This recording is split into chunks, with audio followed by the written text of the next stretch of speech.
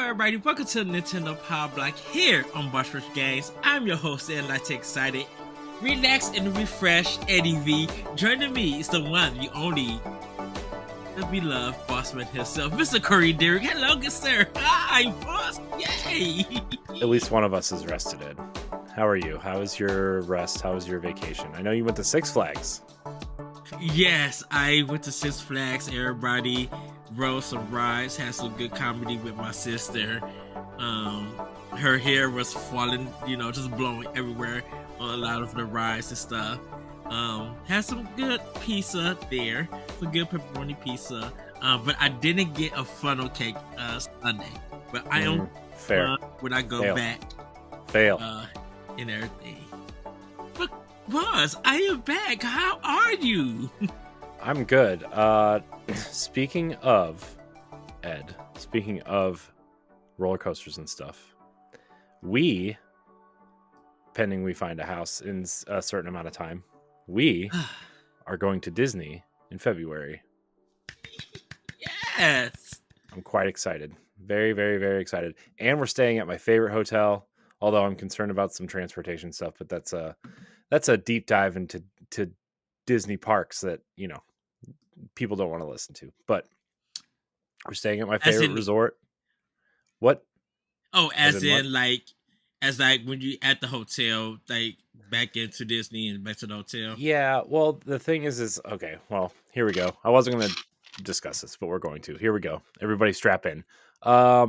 So we're staying at Port Orleans French Quarter, which is like themed around Bourbon Street and Mardi Gras in Louisiana. And the only issue I have with that resort is that sometimes, now granted, it hasn't happened since the pandemic ended,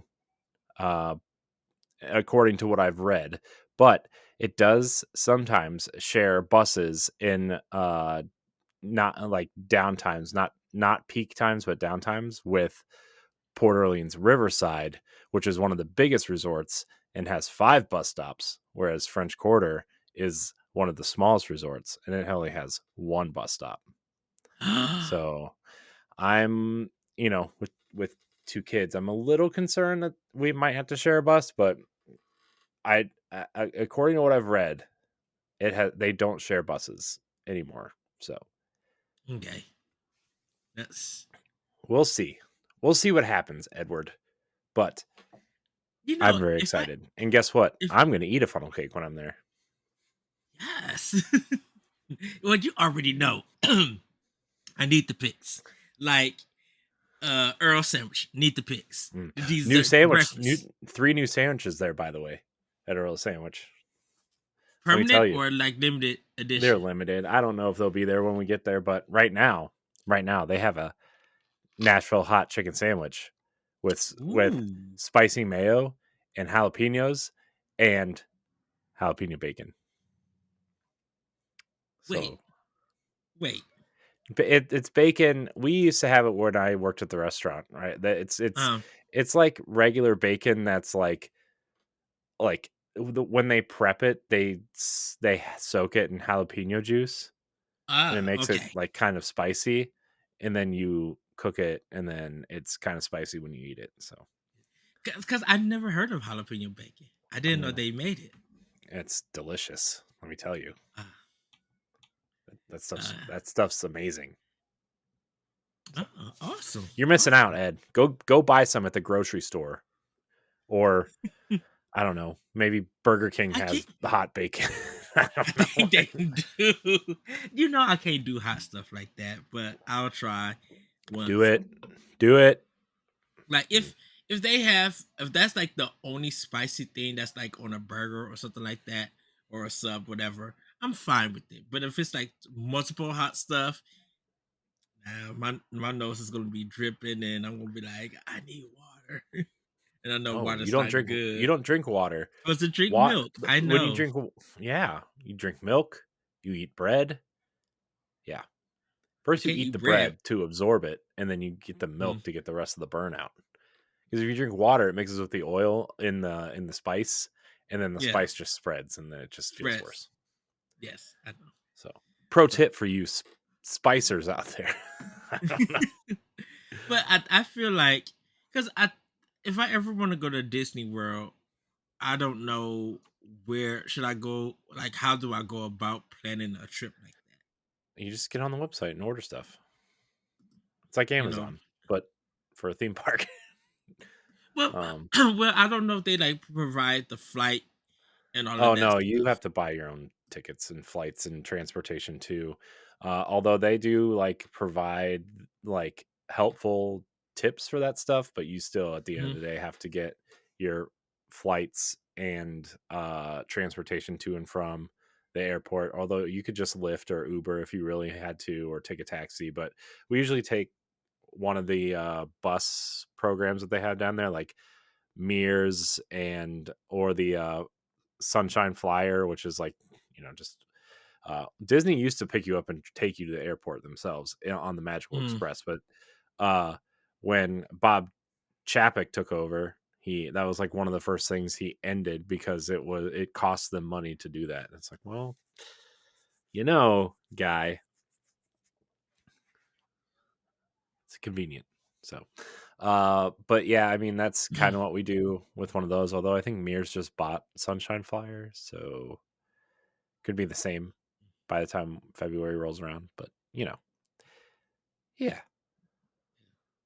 yeah, And because I don't know if Disney's for me, in a sense of it going by is. myself. And everything. Oh, you don't want to go by yourself.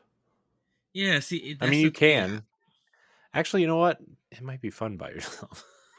I want to go by myself. Uh, Plus, like you get in all the single rider lines, which are like a quarter of the wait time. It'd probably be relatively cheap vacation, actually. Yeah, So because I think I definitely, you know, the hotel, the food, and all of that. Uh, Probably like I wonder just like how much a package is just for like a single person. let's find out, Ed. Let's find out. Because I feel like it'd be something around like 500 or 600. Oh, it's gonna be more than that. If it's a weekend thing, kind of. A weekend thing? Yeah, Hmm. because I don't know how long their package dates are and stuff. If it's Well, like the general one is 4 day, 4 nights is usually the you know the what they promote. mhm. Um, and that's kind of their thing. So we'll do that. We'll do that real quick. Planning a hypothetical vacation for Ed because he wants to know. Because I'm just like, yeah, because Yeah. I really haven't been out of Illinois for a while for a vacation. I would definitely love to go. Let's see. Let's go and let's see. Meow, meow, meow, meow, meow, meow, meow, meow. Let's do this. View rates. Do, do, do. It's loading. Meow, meow. This is great podcasting, by the way. Let's And see what to let everybody, go ahead. No, go To ahead. let everybody know, we do have some updates for the show, Oh, yeah, that this is we're going to important. I get should to. probably be a part of this. That we're going to get into. And there are some things that we are bringing back. So we are going to have a normal show this episode, just to let you guys know. Um, Let's see. All right, Ed. This is your hmm, hmm, hmm, hmm. There we go. Let's go with this plan. Hmm. So 4 days, 4 nights, and food included. In February, because you got to plan like 6 months out. Is $1,103.67. uh-huh. Yeah, It's about you could probably get it cheaper $1,200. than that if you called them. To be honest, their website kind of just is bonkers. Oh, that weekend. That's right. There's a marathon that weekend, so it's going to be more expensive anyway. Gotcha. Oh boy, I don't know what to tell you, Ed. Oh, I mean, it's. Vacation's expensive. You Oh, stop, shit. Heck yeah. dude. If you stop eating out every day, if you saved up for like a week, you could pay for that. Well, I mean, I'm an just kidding. extra check would handle that. But I don't really eat out that much. I only order when I'm at work. Mm. Okay, I was Yeah. lazy for some days. Mm. I did spend a lot over my vacation though, but I'll get that. I'll I'm get to that. I'm sure you did. I'll get to Um, that when we get to Snack Tendo playing with power. yeah. Snacktendo. All right. So do we want to go over these updates real quick? Yeah, Corey, let us know what the update is Yeah. happening. So if you guys didn't watch the video, the whole thing with the video that I put out the other day is that and I think it's on all podcast feeds too. I wanted to make sure people heard it who listen. Basically, we are with schedules and work and everything, we're cutting back on some of the content that we put out. It doesn't mean we're stopping any of it. But basically on the Nintendo Pow Block side of things, new episodes will remain weekly. Although like this week we're recording on Monday the 21st, and this episode is not planned to come out until the 29th, which is from the day of recording, next Tuesday. So there's actually an episode that isn't on free feeds yet as of the time of this recording.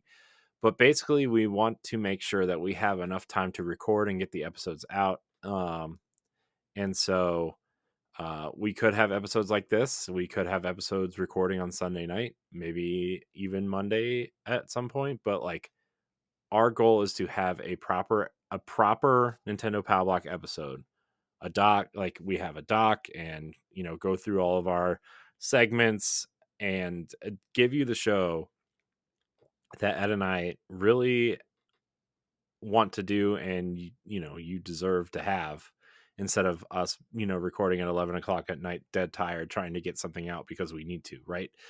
um so across the board, Nintendo Power Block will release on Tuesdays. There's no more early access on Patreon, uh just because this is a news-based show, and we're doing some other things to make up for that. But starting you know next, or well, this week, I guess, Nintendo Power Block is no longer early access on Patreon. It's free for everybody, everywhere, wherever you get your podcasts or YouTube videos or a website or whatever. um Expansion episodes will be as long as they need to deliver a quality show. It could be an hour and 15 minutes, it could be 3 hours, we don't know, right? It just depends on the week, it depends on the discussions we're having. We don't want to kind of excuse the language, but half-ass a show, right? We want to make sure that we're delivering the Nintendo show that we want to do. And yeah, I mean, that's kind of it. Anything you want to say about Nintendo Power Block, Ed, real quick before we move to expansion pass? Well, I know our past shows have kind of been like our mini blocks, I should say, where we kind of cut a lot of the content and stuff out, and most of that had to deal with news, um, time scheduling, trying to, and like during the summer when there's not a lot of news and stuff, definitely from Nintendo, it really is kind of hard to make a dedicated show. And like for some of it, like even with Nintendo and playing with power not being in there, we just haven't had time to try different foods and stuff like that. And with some of the games that we've been playing at that time, we weren't really playing a lot because a lot of stuff outside of our video game time was happening. So since it was um not necessary at for a couple of episodes for that, and we wanted to talk about some of the main news things. That's why our previous shows have been a lot of the mini blocks with that. So now that things are rolling with news, now that definitely with kids going back to school, and you know the fall is about to come, so a lot of stuff kind of slowed down. We're able to pick things back up and deliver a full regular show Mhm. with it. So Yeah. so pretty much that's all I have to say about Power Block. Go ahead, Corey. You want to with special pass? Yeah. So we're moving expansion pass to twice a week until, you know, we get our schedules kind of situated and we're sure we can deliver an episode for you with, kind of planning out stuff. So with expansion pass, we are going to move it to twice a week until further notice, just to take some of the workload off of everybody, and b to make sure that when we do bring it back weekly, uh, we have a plan and kind of have our topics laid out for the week or the month or whatever. And it also has to do with a lot of scheduling things. It's sometimes we just kind of hang out and talk, and sometimes it's by the whim of our pants, right? That we just have a topic for the night. Like, we haven't really planned anything out because of time and schedules and everything. And we kind of want to get back to that, which Ed, I'll talk to you after the show, but I actually have some interesting ideas we could do um Okay. for expansion pass at some point. Not like we were trying to do, but something else kind of interesting. Um and it will revert back to Sundays. So every other Sunday, you'll get an expansion pass, the first and third Sundays of the month, and then just because we have book club going up the last Sunday of the month, and so that way you'll still get something. If you're a patron or a subscriber to YouTube, they're still going to remain on podcast feeds too. So if you were worried about that going Patreon exclusive, don't, because it's remaining on podcast feeds. So yeah, if you're a Nintendo Pow Block fan and all you care about is Pow Block, then you don't need to subscribe to Patreon, but you could get the get those expansion pass episodes early. No, we want to this whole Pow Block project by itself is like, Ed and my kind of, you know baby show, right? It's the show that, you know the story if you've been listening for a while. Right. um Uh, Ed, do you have anything to say about expansion pass before we move on? Because there's a couple other things I want to just address before. Um, yeah, I mean, I still think expansion pass is really important to the Pow Block product, right? Yeah. You know, I mean, it's kind of our topic show in a sense, mhm. from away from Power Block, because Yeah, we're able to freely have those discussions, and sometimes that main topic does turn to other subtopics where we'll be able to like give our opinion about it. And sometimes, shoot, like Corey, like sometimes the stuff that you say it just ends up coming true. hmm I know, Like, I know. Like the big reason why we want to be better about planning this out too is because, like, we had a couple of discussions about the next generation Nintendo console, right? But those mhm, episodes came out after those leaks, so, like, those episodes were kind of irrelevant to a point, and I don't really want us to run into that situation. So we're gonna make it more fun and less, that kind of stuff. But yeah, I still think expansion pass is important, and I still want to, at some point, maybe, you know, next year, make it every week again. But for now, this is uh this is what's happening. Uh, Also, after, the direct recap show is still staying, right? So every time there's a Nintendo yes, Direct, we miss the Pokemon Presents, I think, by the way, but I don't know if there's anything there. worth discussing. Yeah, there really was. And tell you the truth, I still haven't seen it because I'm Yeah, I just didn't like, either. I'm like, I don't think there was enough there. And no disrespect to the Pokemon Direct side, because I do check them out.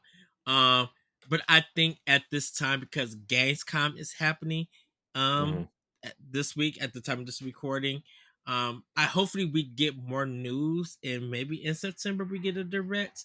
It's Yeah, it's very weird at this time when to predict the direct, because I'm like, do one happen in September, or do they drop it in October before Super Mario Wonder? Like, it's it's very gonna like be Nintendo put us in a weird place.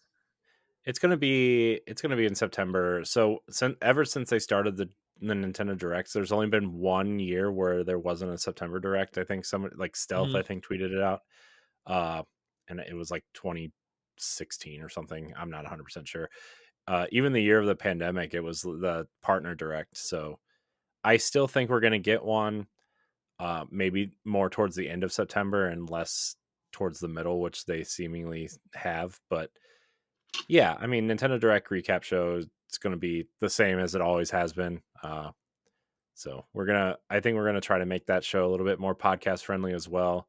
We've Mhm. tried both ways. The last few we've tried to make YouTube friendly, and it's just not.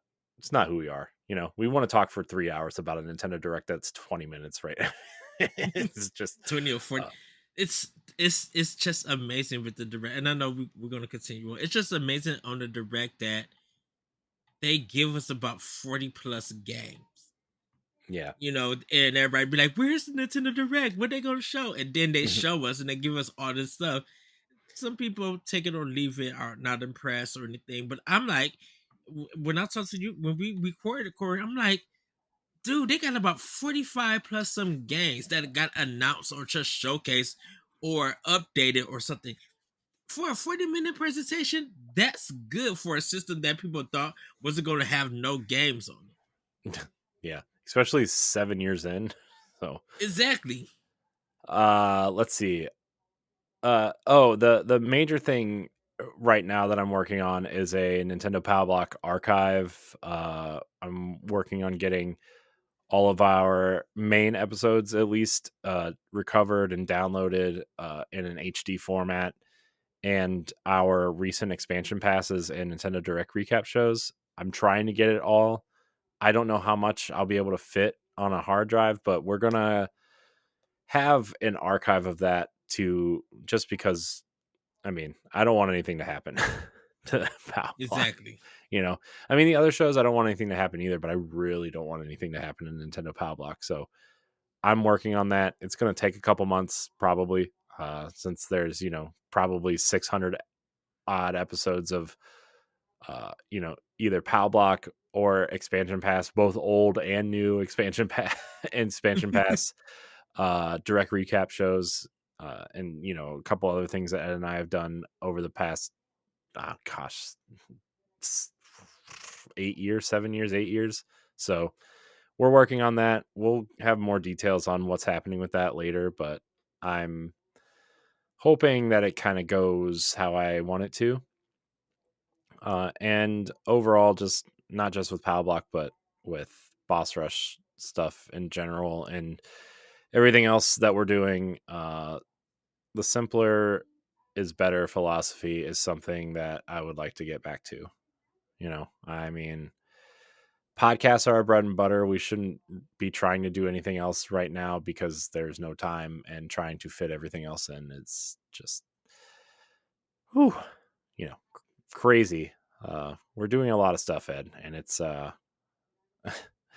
sometimes you lose sight of that. But like I'm looking at other people's Patreons, and they give like one or two bonus shows a month, maybe, Mhm. maybe, and we're doing one or two a week. Sometimes three bonus shows a week, plus two main podcasts and the conversational podcasts we were doing in After Dark and Jump Off Point, and then the bonus shows of Expansion Pass and um, Boss Rush plus book club. It's like we're putting a lot out there, and Yes. yeah, I don't know. So I mean, this has happened before with me, where like my eyes are bigger than my stomach type of deal, and I just once in a while I get those things in my head, and we both do, where we like want to do 975 different things, and then we realize we don't have enough time for those, but we try to do it anyway, and then, Mhm. it's just so we're trying to do that, and the last two things were I'm going to revive the Pow Block social accounts across the board. It's only going to promote new episodes of things, and I'm trying not to make it too hard on myself or Ed or anybody. So uh, it'll be promoting new episodes of Pow Block, or if Ed or I guest on a show, or uh, you know, one of those things. Pow Block podcasts on all social media platforms, even Threads and if I get a Blue Sky code, I'll put Pow Block up there. That kind of stuff. LinkedIn, Facebook. LinkedIn is very popular these days. Let me tell you. That's a shot. I mean, Twitter's a hot mess and nobody likes Facebook. So, I mean, where are you going to go? Although, Ed, I did hear that Threads was launching their desktop app finally, which will make it so much Wow. easier to use, you know? So, and then, also the last thing. I know we want to get to all the segments. Sorry, this is taking so long. We're lining up quite a few guests. I already have the first two commitments. We just need to figure out a date where we're all available. So I'm very excited, very very excited. Andre from Crossroads, and he was on the Boss Rush podcast a couple weeks ago. He really really really wants to come on, and then Jess from Zelda Universe wants to come on. So those are guests that we're lining up. They've both been on Boss Rush podcast before, so this will be a nice kind of thing. So, but that's it, Ed. Those were my updates. I know it was long-winded. Sorry, everybody, but just keep going. I'm going to throw it back to you, Ed. Well, everybody. That was my Got it. throwing. That was my throwing motion. And I got it. You know what time it is. What time we're is it? back to it. It's time for Nintendo. Yes. Ed, It's been a while. Speaking of snacks, did you see the Good Burger 2 trailer drop today? No, I did not. Yeah, well, I saw it on Twitter. It looks like Good Burger. Oh wow, Kenan and Kel. Yeah. Oh wow. Yeah. It must Still have doing been it. finished. It must have been finished before they did the strike and stuff. Oh yeah, probably. I'm sure. So, anyways, Stacktendo, go ahead, Ed. So yes, everybody, we are back to talking about snacks. I'm going to start this one off because I had some Brazilian steak house from What? Fogo.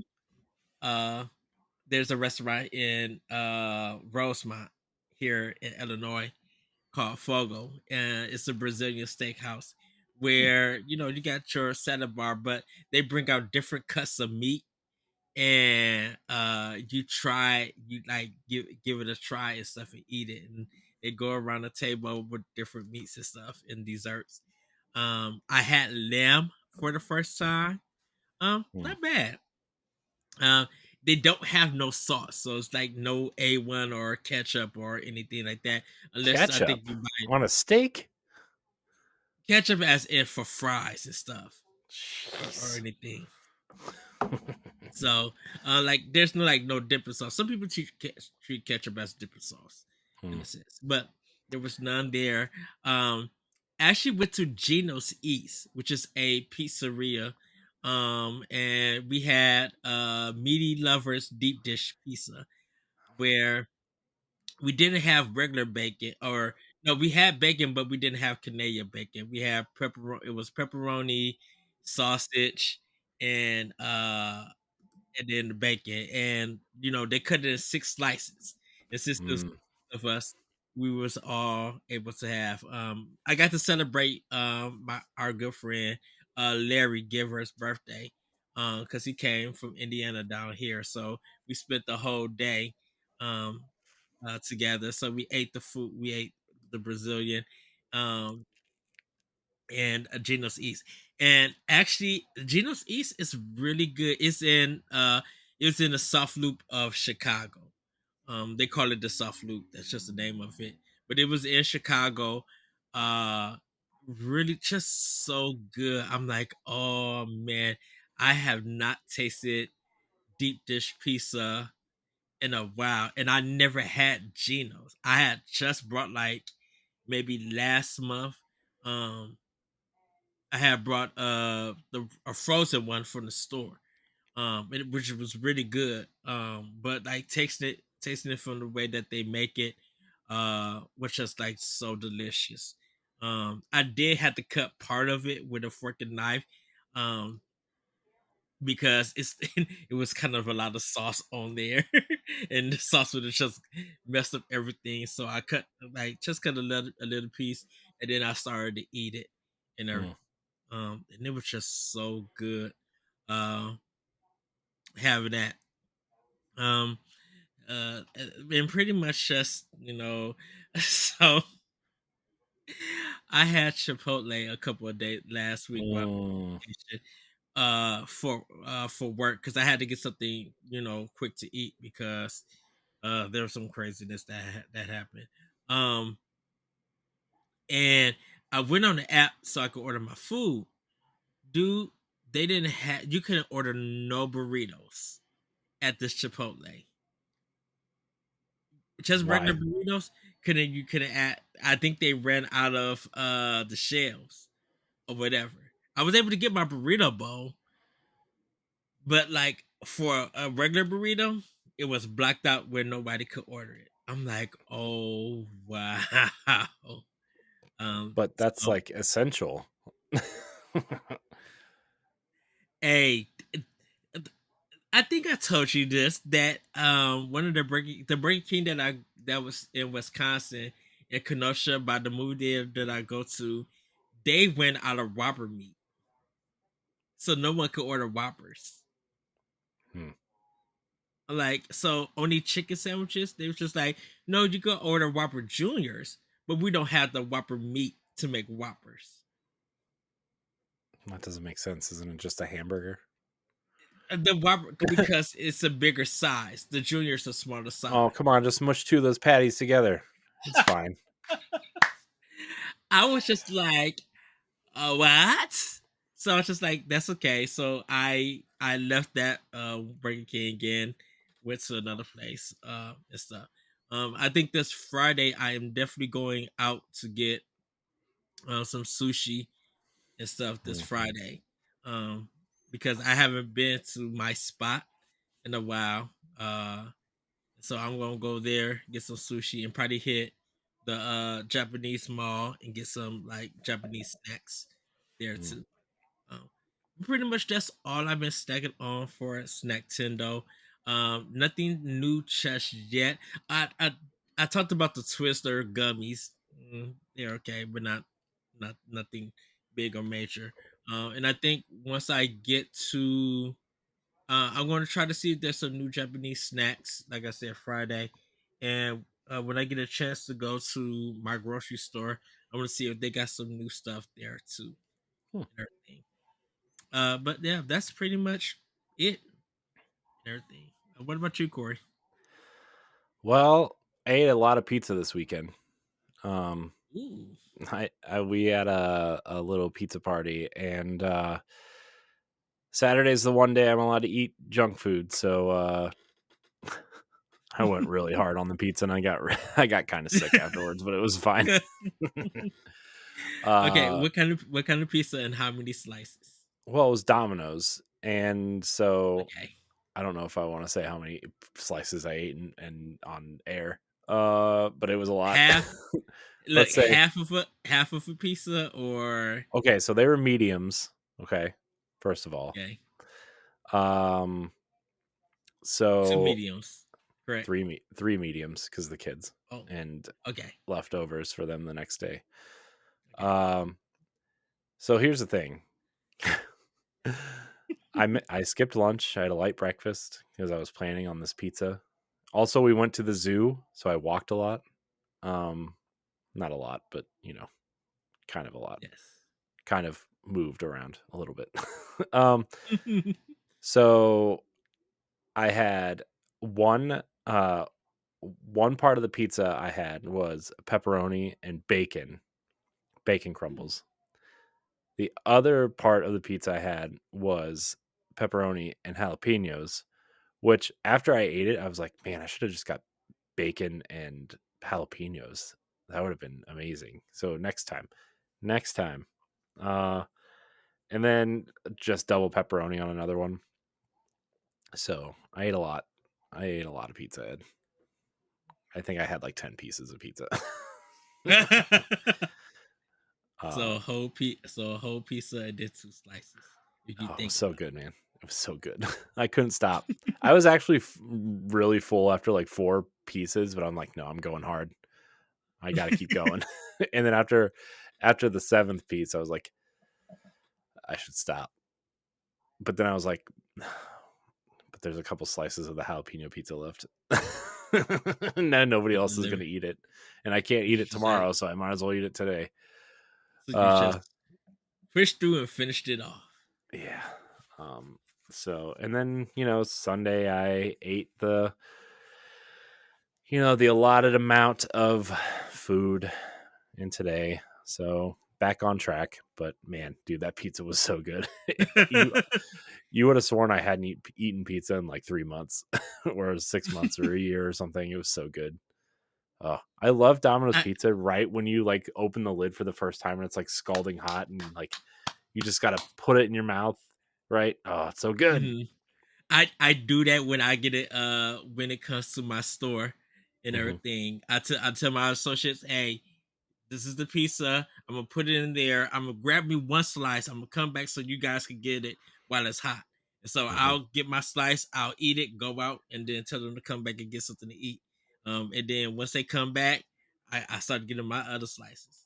Yeah. So. But it was pretty good. I'm not gonna lie. But that said, Ed, I've been trying to lose a bunch of weight. Yes. Hold on. Before you get to that, did you fall asleep Saturday? Was it a good sleep because of the pizza? Fell asleep twice. So after we had the pizza, because we ate kind of early, so I fell asleep. I fell asleep after we ate the pizza, and then my wife, was like, "Why are you sleeping?" And then we had ice cream for dessert, and I fell asleep after the ice cream. And then I put Miles to bed, and then we watched the show, and then I fell asleep again. So you literally just like this is my Saturday. I'm not doing nothing. I'm resting and kicking it with the family. Bam. Yeah, man, it was fun. It was a good time. So, but yeah, I mean, I feel besides Saturday, like I've been feeling really good lately. Since for those who don't know, I haven't really had a lot to say on Snack Nintendo because I've really been trying hard to lose a bunch of weight, and I have, and it's felt really good since like the last week of January. I've been on this kind of counting calories, no chips or bread or snacks or anything like that, right? Just kind of like a boring, not super boring, but just kind of like, protein, vegetables, that kind of thing. And we bought these low carb wraps so that I can take my breakfast with me to work. And it's been pretty challenging, but also I feel good. I've lost 43 pounds. So, I mean, that's not the final goal, obviously, but good start, I suppose. So pretty happy with it. That's good. I'm proud of you. Super proud of you. Yeah, the first major goal is 50 pounds, which I'm 7 pounds away from. So yeah. Yes. Well, Corey, not only did we had a good time with Snack Tendo. Let's talk about what we've been playing and playing with power. Corey, where have you been playing with power? Oh my gosh, Ed, I've been playing quite a lot of games actually. So I finished I didn't think I was going to, but I finished my Season of the Deep season pass in Destiny 2 as of this recording. The big reveal for the final shape is tomorrow, and season 22, Season of the Redacted, begins tomorrow. So I did that. I played some Mario Kart the last couple weeks, which has been really fun. I want to like really dive into the new tracks. I haven't really played them a whole lot. So I'm kind of diving into those. All of them, even from the first wave, just because like I Mm. did them once, all the way through, and then I would like play them randomly or whatever. Uh, but man, I gotta tell you, man, Mario Kart 8 is just it's top tier. It's top tier, man. It's an incredible game. Uh, I finished, and now we're moving off of Nintendo stuff. I finished Star Wars Jedi Survivor. Like Nice. I kind of just like mainlined it because this game makes it a lot easier than the first game to kind of just mainline. Uh, and it was a good experience. I think it took me like 21ish hours to beat it. Some Um, parts were some. I'm still stuck. I gotta put it back in because I still gotta install on my Series X. mhm. Um, but there's just this one part that is just like puzzle wise, it's boggling my mind. I'm like, I tried everything. I'm like, why is it not working? I think Which part something. is it? It's goodness. I know it's a big gap thing, and you gotta try to get to one side. It's like I think you like using your first person. I cannot think of it. Mm, Um, but it's just goodness. I cannot yeah. think. I'll have to cut it on and I'll tell you later. Okay. But man, there's a twist in that game that I did not see coming. Like I saw one of the twists coming, Mhm. but there was a second twist, and I was like, oh my gosh, I did not see that coming. Totally didn't see that coming, man. It was shocking. But I really enjoyed the combat. I enjoyed the puzzles. I enjoyed the kind of the exploration part of it. Although I'm not like a Mhm. big because the first one was really kind of like Metroidy, where you had a lot of backtracking and a lot of you know going one place, backtracking, going to another place. Uh, In a way, it kind of this almost feels the same, but I think it's not much. yeah, it's not much. Plus, there's fast travel, so that really helps a lot. Because the Mhm. first one does not have fast travel, and it was a slog, man. That first game, like there were parts in that first game where I didn't know how to get back to the Mantis, and I was just like, well, I don't know how to get back because I don't know if I don't have the right power or what. But I mean, I would figure it out. But like, there were parts where I literally thought I was stuck. So having the fast travel in this game is very nice. I like Cal and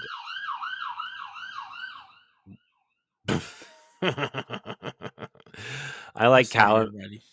Cal and Marin's relationship. I really like their chemistry, and it it was really fun to revisit these characters. I am really excited for a third game. So I finished that. I played a lot of Vampire Survivors because I needed a palate cleanser, and then uh, the last game I played was a Plague Tale: Innocence. I bought it on a whim like a month and a half ago when it was like $11. I was like, Yeah, okay, everybody says this game's amazing.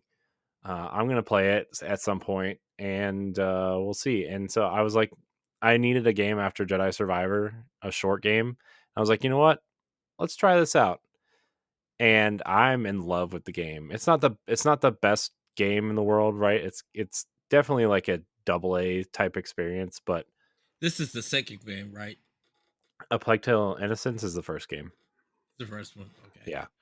Uh, I'm like it's a very sweet story. Now, granted, the backdrop of this game is very violent and like it's very dark, but the story they're telling of like this sister who doesn't know her brother very well and he's very sick, and the whole story is like her and him traveling to escape the bad guys. It's set against the plague in France, and Amicia is like one of the just I want people to play this game. I don't care if you play the cloud Switch version or on Xbox or PlayStation, but people should at least play this game.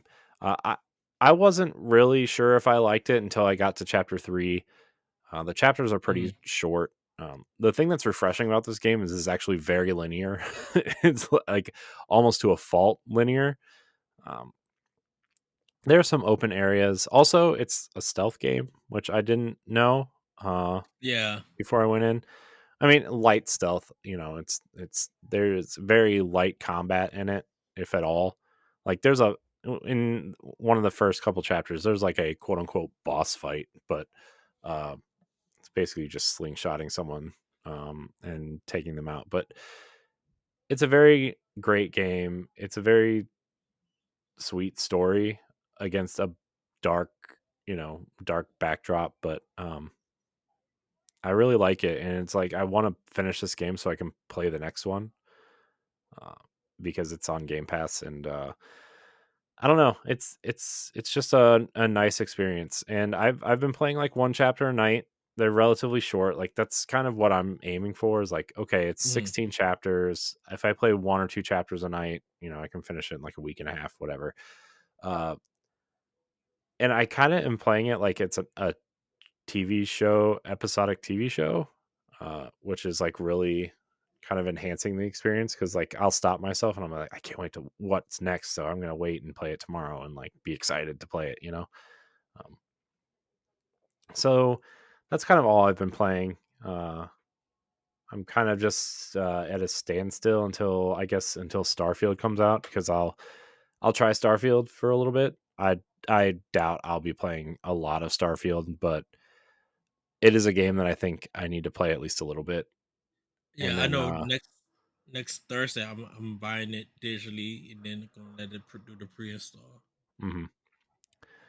And then after Starfield, oh, Assassin's Creed comes out also soon, which I'm very excited for Assassin's Creed. But it's Assassin's Creed and then Mario Wonder. I'm really excited for Mario Wonder and Sonic Superstars too. I'm really excited for that too.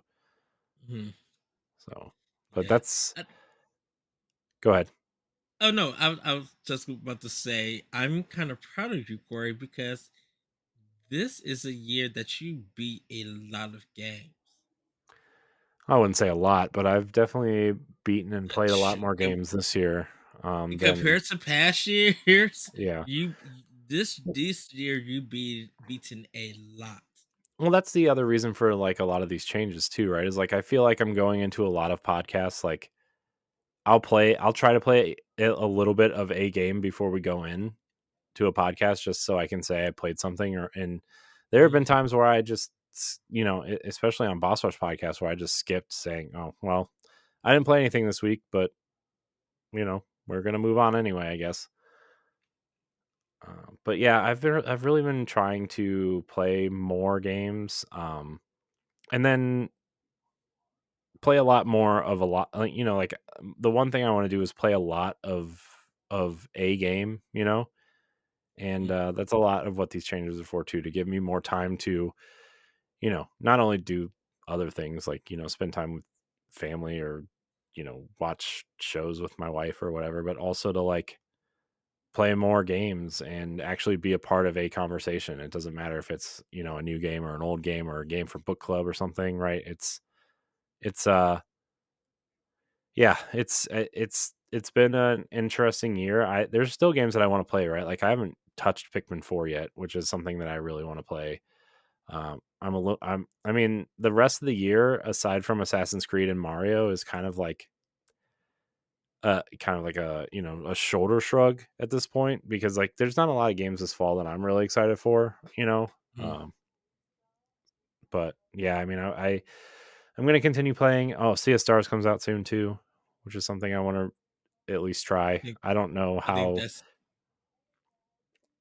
well, it's what gonna be on Game Pass. it is. I know.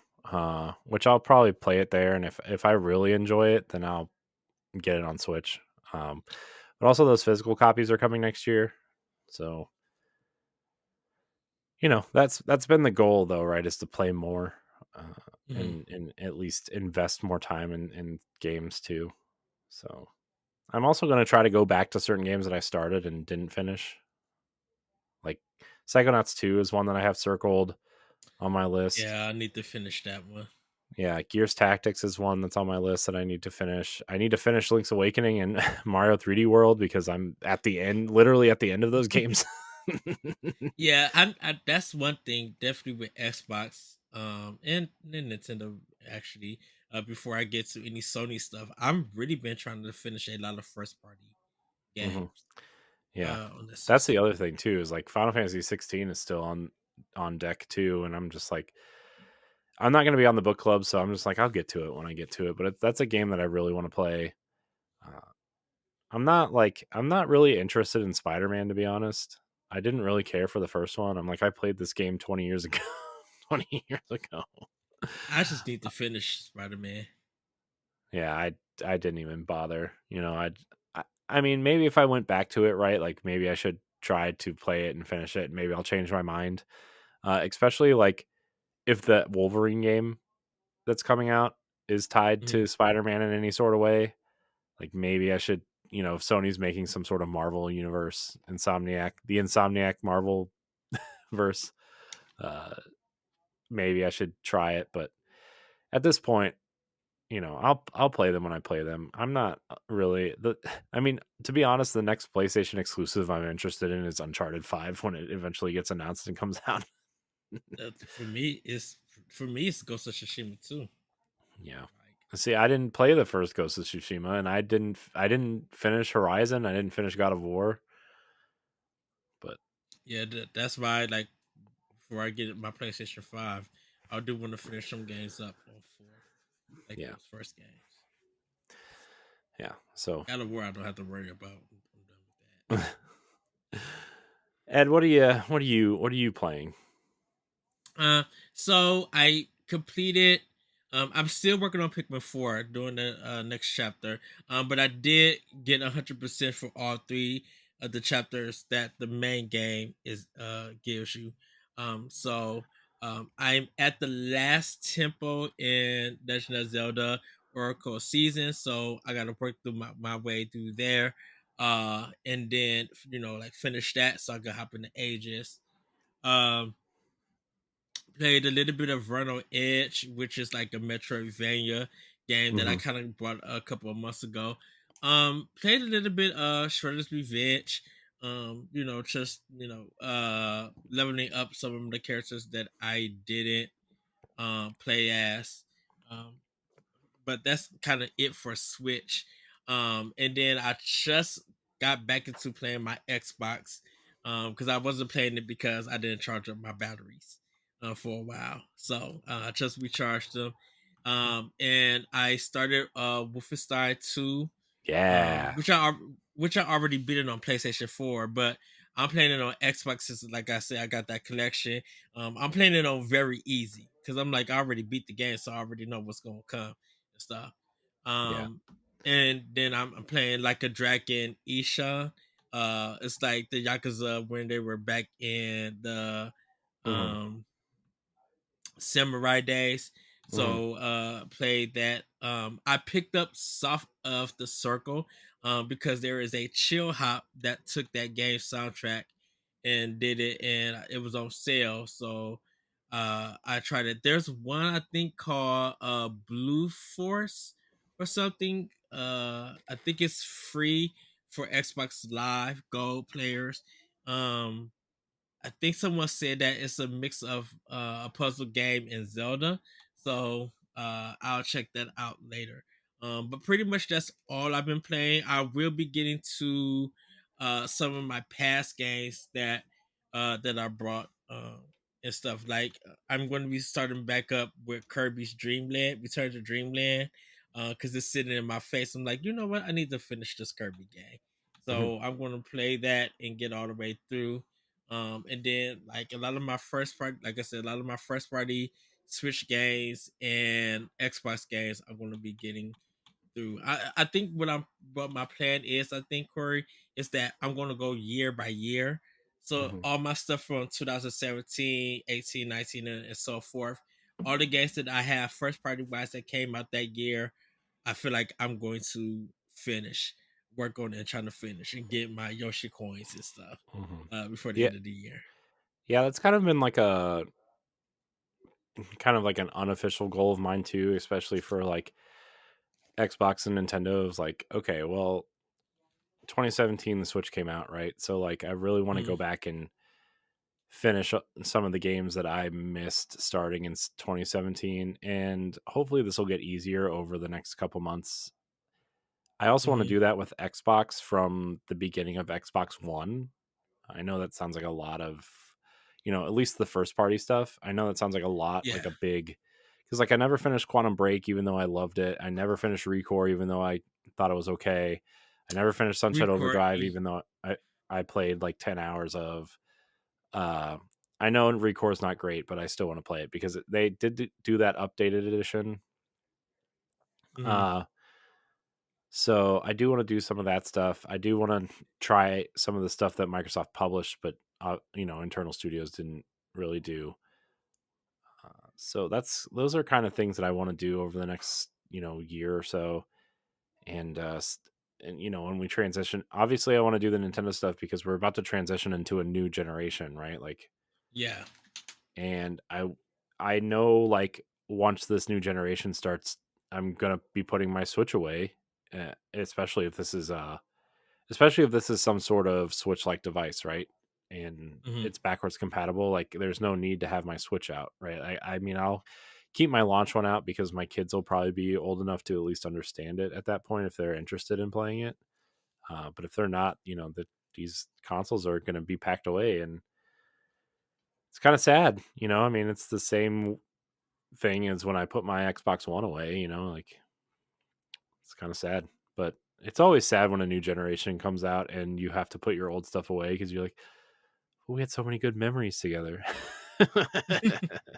Well, I keep a lot of my old stuff out sometimes. Like I still got my Xbox One out. Hmm. But I'll probably end up putting that away because, I mean, I think I'll keep it out if the game is not backwards compatible, like Hmm. if or something. But if it is, then I'll be like, okay, I have my good times. I'm going to disconnect this Hmm. this Yeah. external drive, and thanks for the memories. Pack. Put it to the side. Yeah. I mean, if the next Nintendo console is not backwards compatible, I will be keeping my Switch out for a while. But if it is, then I'm like, well, shoot. Yeah. So. Anyways, enough Switch 2 talk. We had to get it in there though, so I can put it in the title and say we talked about it to get those SEO numbers. uh, well, Corey, it's time for Family News. Take it It is. away. It is time for Family News. So there's going to be two sections to Family News now. Obviously, the main section of all the Nintendo news. But if there's a story about one of the other consoles that is interesting to us, then there's going to be a section called the other side, which is basically just an Xbox or PlayStation or both, like one story. So we'll get into Family News now. This is the Nintendo section, everybody, because this is Nintendo Pow Block. Yes. Announced today, Ed. Charles Martinet is stepping away from voicing our favorite Mushroom Kingdom characters. In a post this morning on Nintendo's social media channels, the company announced that the longtime voice actor for Mario, Luigi, and many other beloved characters will be moving on from voice acting these iconic characters to be an ambassador for the company, specifically the Mario ambassador. Charles Martinet, Nay, is it Nay or Net? I've heard it both ways. I don't know. Charles Martinet will travel for Nintendo to be an ambassador kind of for the company and for Mario and, do cons and sign autographs and take pictures and stuff. Probably when a new console comes out, he'll be there. But he Mhm. will no longer be voicing Mario or any of the characters because he does them all, right? I mean, he does Mario, Luigi, Wario, Waluigi, and probably a couple others, I'm sure. Yeah. But how do you feel, Ed? I know there's a big I know that was the big commotion on social media today. I so I, I I took a breath to be like, oh, I thought this was gonna be something serious and everything. Um, but I think him becoming an ambassador, that's a good thing for him. I'm really not like, oh, I'm gonna miss him so much. Like, I'm not really hit that hard emotionally, but uh I am happy for all the work that he did with the Mario series for Nintendo. And to Hmm. see what his new venture is gonna be, it's gonna be exciting. So Yeah, I wasn't hit too hard or anything with that. When I see something like that from Nintendo, I'd be like, oh, what's going on and stuff. I was like, please don't let it be nothing with Miyamoto. Please don't. Uh but when I read it, I was just like, okay, he's retiring from the Mario series. And I think that's good that they're still going to let him be a ambassador. He'll be, you know, going on tours and stuff like that where people can meet him. Yeah, I mean, I think it's going to be really interesting. Although, I mean, he's been voicing Mario since 1996, really. Mm. So, I mean, it's Mario 64, right? I mean, that's where he Yeah. kind of began, and I don't know if I mean, I don't know if they maybe he signed something to say that they can use his voice in perpetuity from all the games that he's been a part of, right? Or I mean that's what James Earl Jones did for stuff like Darth Vader and Mufasa and iconic characters that he's played, right? I don't know if he did that or not, or if they'll find a new voice actor, or maybe since the movie was so big that they would go in the New Yorker Brooklyn style accent moving forward, because they want to keep that company synergy. Maybe I don't know. So I think Mario Wonder will probably be the one of the last games he voices Mario in, unless no, they no. They announced on IGN that he's not going to be voicing any of the characters in Oh, Wonder. really? In Mario Wonder, Yeah, really? That's interesting. yeah. So it's all new.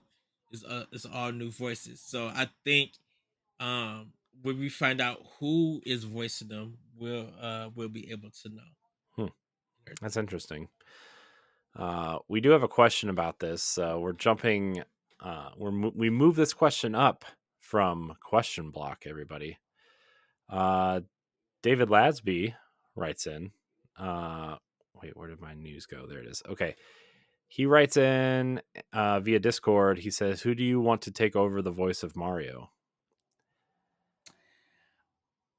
Um. Keith David. That's a joke. He's taking over Zavala in Destiny. So Oh. I bet 3 people who listen to the show got that reference. Be like, woohoo! I know his voice and everything. Um, at this point in time, I really don't know. I really can't say. Definitely not Chris Pratt. That's not what to happen. I mean, they're not going to pay Because him it's to just voice Mario in a video game, are they? I mean, that would be right. kind I'm of. like, and that's just a whole bunch of sound effects and everything that he's Mhm. going to do. So That's it's what not like That's what I'm saying though. Like Mario doesn't really talk. He just makes like noises, and right, you can use the old noises for the new games, right? I mean, that seems plausible, especially the way right. things are going at this point. But anyway, sorry, I So, didn't mean to but interrupt you. no, you're fine. I just don't know at this time. Um, uh, Not even from anime voice actors or anything. I think they're just gonna find someone like do auditions, or they already found who the new person is, but they can't reveal it until the game comes out. Because that's kind of happened with Xenoblade Chronicles 3, where a lot of their games, just like a lot of the voice actors can't reveal themselves until the game comes out. Yeah. So I think they have someone, but we just don't know who they are till the is revealed. So at this time, I really don't have an answer for it. Yeah, I mean, I don't really have an answer for it either. I think they need to. I mean, I trust Nintendo, but I think it's just going to be somebody a little bit, maybe. I don't want this to sound mean, but like a little bit younger, and somebody who can do it for the next 20 years, since he did it for Mhm. 25 plus years. Uh, but also, like, if they do move in a new direction where Mario might start talking more, they might just want to get somebody who can deliver some sort of, at least some sort of lines during the next game, the next big 3D Mario game. Like, I don't know, man. This is still like super fresh to us at this point, and there's a lot of good voice actors out there. I mean, look what they did with Breath of the Wild. what I assume they're going to do with Metroid Prime 4, with what I assume they're going to do with, uh, whatever the next couple games are. I mean, does that mean that he's not voicing Luigi in Luigi's Mansion? Like, does that mean, there's a lot of things to still question about this. I mean, it's weird. It's going to be weird since I've been hearing this man's voice since I was 9 years old, right? 10 years old, playing this character. It's going to be weird. It was weird when I watched the Mario movie a little bit, but I don't know. We'll see. But Yeah. I think we all can say that we appreciate his work and his efforts bringing this character to life, especially in the 3D space, and how magical that was the first time we heard Mario in Mario 64 when he jumped out of the warp pipe, right? And when you do the triple jump for the first time, or when you jump, go to the top of the tree and do the handstand and jump off, or various sounds and voices and stuff over the years. So Charles Martinet's run as Mario's over, but never underappreciated. Right. All right, Ed, should we move on to the next one? Let's move. Let's do it.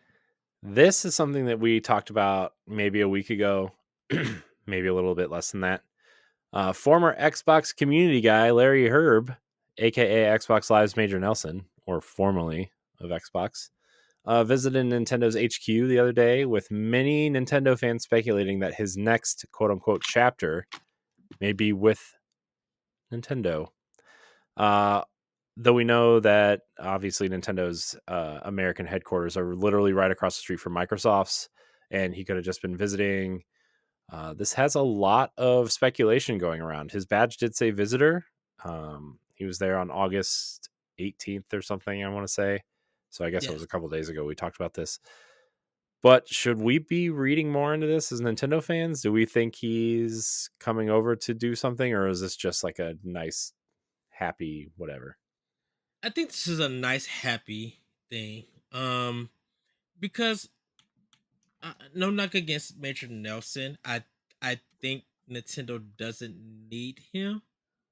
Um, and I think he's done so much work for Xbox. Uh, whatever his new next adventure is going to be, whether it be game related or not, I think he wants to probably take a break from doing anything game related.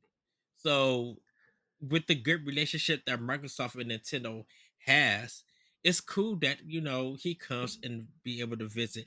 I feel like Phil Spencer them visit Nintendo headquarters, not as much uh that I that most of us would think, but I have a feeling that Phil Spencer goes over to Nintendo, and talks to him business wise or something, or visit and everything.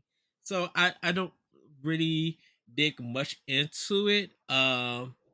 And everything. And of course, Major Nelson also just said, just visiting, dot, dot, dot. Like, you Mm-hmm. know, nothing to dive in to be like, oh, I'm going for a job interview or anything.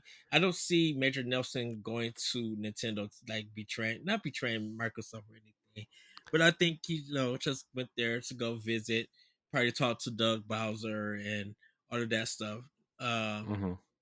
and everything. Like, I think it's just a personal thing for him.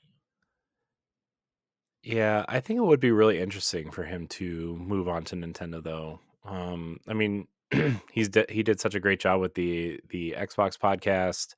He did, I mean, he could do really well on the Nintendo Power podcast with Chris Slate. Like that Hmm. show, like as much as I want to like that show, I mean, they could really use like a co-host on that show. Like Chris Slate's a good host, but like there's like a rotating cast. Also, they can make it more than once a month. I get the idea of having the Nintendo Power podcast once a month, right? Because that's obviously what the magazine was. But I think it would be interesting to have him help co-host that, maybe kind of grow the Nintendo community the way that he grew the Xbox community. Like, I know he's kind of been less and less the face of Xbox over the last decade or so, but like you can't deny, especially like when Xbox Live came out, and especially in the 360 days and the early Xbox One Oh days, he was yeah, the face of Xbox, right? Like, he put out that work during 360. Yeah, and like the Major Nelson blog and his the Major Nelson podcast, which became the official Xbox podcast, right? Like he did a lot for Xbox and Yeah. built that community and made that community loyal, really. I mean, like I mean Xbox, let's not sugarcoat it. Xbox has had some downer years the last decade or so, right? And he Mm-hmm. kept that community together, and he was a big part of that. And I know like Jeff Rubenstein and who's the other co-host, the girl that co-hosts the show with them. Gosh, I always forget her name. I think her name's Rebecca. Um, she co-hosts the show, and they're great, and and Malik is there, and like they have a great community team now, right? And he's able to step away because of that great community team. Stein, obviously on social media is great. And obviously like Phil and Sarah Bond and Aaron Greenberg and Pete Hines from Bethesda, Todd Howard from Bethesda. Like there's a big team there that can be the face of Xbox now, that he doesn't have to do Yes. that. And it would be really interesting for Nintendo to have a more public facing community person that I think, I mean, I don't know any community people for Nintendo, right? I mean, Nintendo's so private. I mean, it's the complete opposite of Xbox.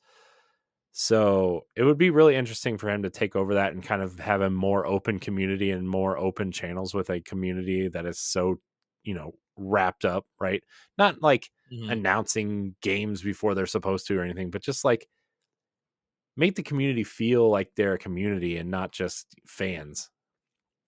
Because that's one thing Nintendo's Right. not very good at, is like, yeah, we're all fans of Nintendo, but I don't feel like a community with other Nintendo fans the way I do with some Xbox people, right? Um, and also with like a product launch, he's very good at, keeping morale high and being excited for a product launch. Like that'd be a really interesting get for Nintendo. I know Major Nelson. Did you know he's like 65 years old or 62 or something? I didn't know that. I knew he Yeah. had the gray hair because of the picture. I'm like, oh, he cut his hair and everything. I'm like, how old is this guy? Yeah. He's, oh wait, that's not the right layer. That's not the right layer here. Uh, let's see. Hold on. I gotta get this right because I don't want to make him older than he is because he still feels like super young, right? Like, uh, Yeah, man, I don't know. It doesn't say. because I Yeah, know this he. is weird. Yeah, because I knew he was older. Um, Yeah, but I didn't know that he was like up there in age yeah, and stuff. Because I think he's been with Microsoft for so long yeah, and everything. yeah. So yeah, I mean, he's an icon, and that would be a really big get for them.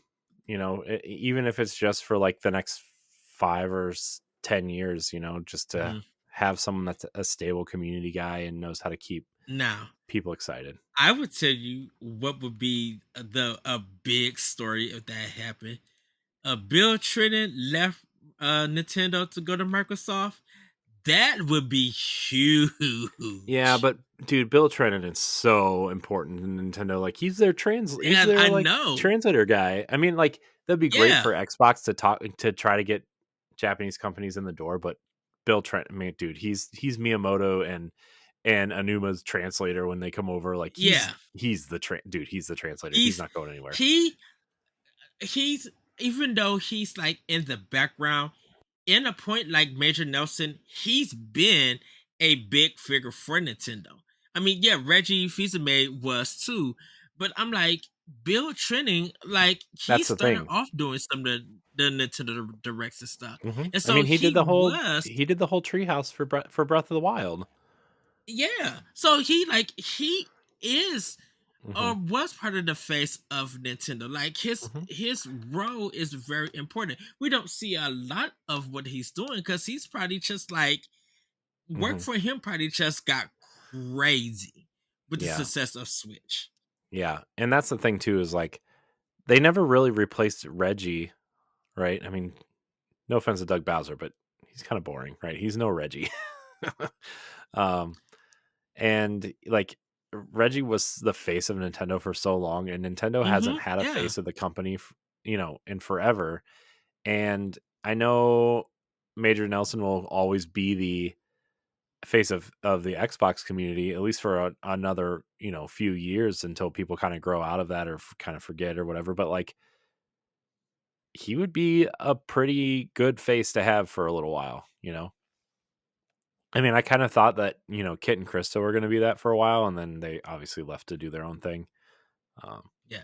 But yeah, man, I don't know. This could be really interesting. It could get it would be like almost like a infiltration of Microsoft into Nintendo to have like a better relationship with them for future whatever, right? Like especially with like Call of Duty and the Mm. Activision acquisition, and uh and maybe even trying to get Game Pass onto whatever Nintendo's next console is, some sort of curated version.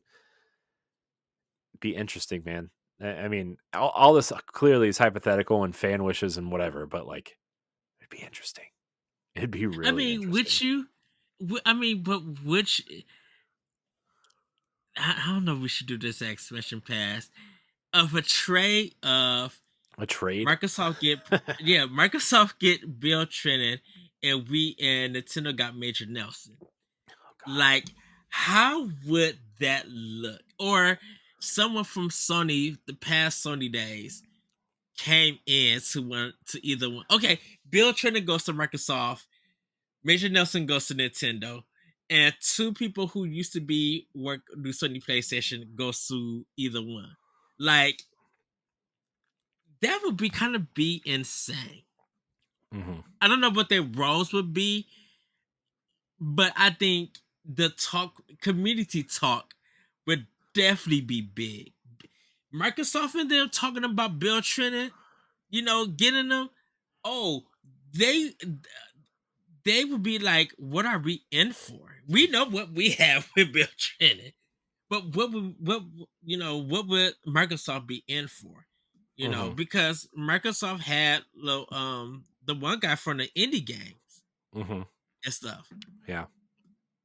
When he was doing the Nindies and stuff, he left and he went to Microsoft. Dan Adelman? Is that I no? think so. Yeah. That's Um. is it? No, I don't think that's right. No, it was the black guy. No, it was a white guy. Was it? The black guy. Yeah, the black guy came over the Nindies after what's his name left. Oh man. I'm looking it up. Because when they were doing the idea at Xbox, he had showed up, and we were just like, "Oh, that's the guy from the Nintendo Direct." Yeah, I'm. All this is saying no. Let's see. Hold on. So, I mean, that would literally be an interesting. I might have to ask that question to Luke Lore and see what he says for XCP. To be like, if Nintendo got Major Nelson and Microsoft got Bill Trinen, what do you think you guys would be in for? I mean, I don't know. All right, we're moving on. We are moving on. Speculation. Ed, we talked about this like right when you went on break. This was the first story we added to the doc actually, and it's just kind of Mm-hmm. moved it down just because any other week this might have been the number one story. Speculation Yeah. revolves around Mercury Steam as the studio says they are, quote, hard at work on 2 new projects. Ed, what could they be? I mean, clearly one is a Metroid sequel. I think. I think that's probably the worst kept secret is a 2D Metroid sequel. I don't think so. I do. We'll get 100, it. We'll get into 1,000%. it. 1,000%. We'll get it. The other We'll, one is the other one's probably some sort of 2D Konami game, like a Castlevania game. in you want to read the story to him, Corey? No, but I will. Let me open the link here. Let's see. This is from our friends over at Video Games Chronicle. Metroid developer Mercury Steam is working on 2 unannounced projects. That's according to the latest earnings from Nordisk Games, which owns a minority stake in the developer. According to the filings, the studio is working on 2 large undisclosed titles. It's likely that one of the games that's being referred to is the fantasy title that the studio is working on publishing with publisher 505 Games, of which have yet to be fully shared. However, the identity of the second title is unknown. Codename Project Iron, the multi-platform fantasy game, has an initial ad pop-up. Gross. Get out of here. Has an initial development budget of about $30 million.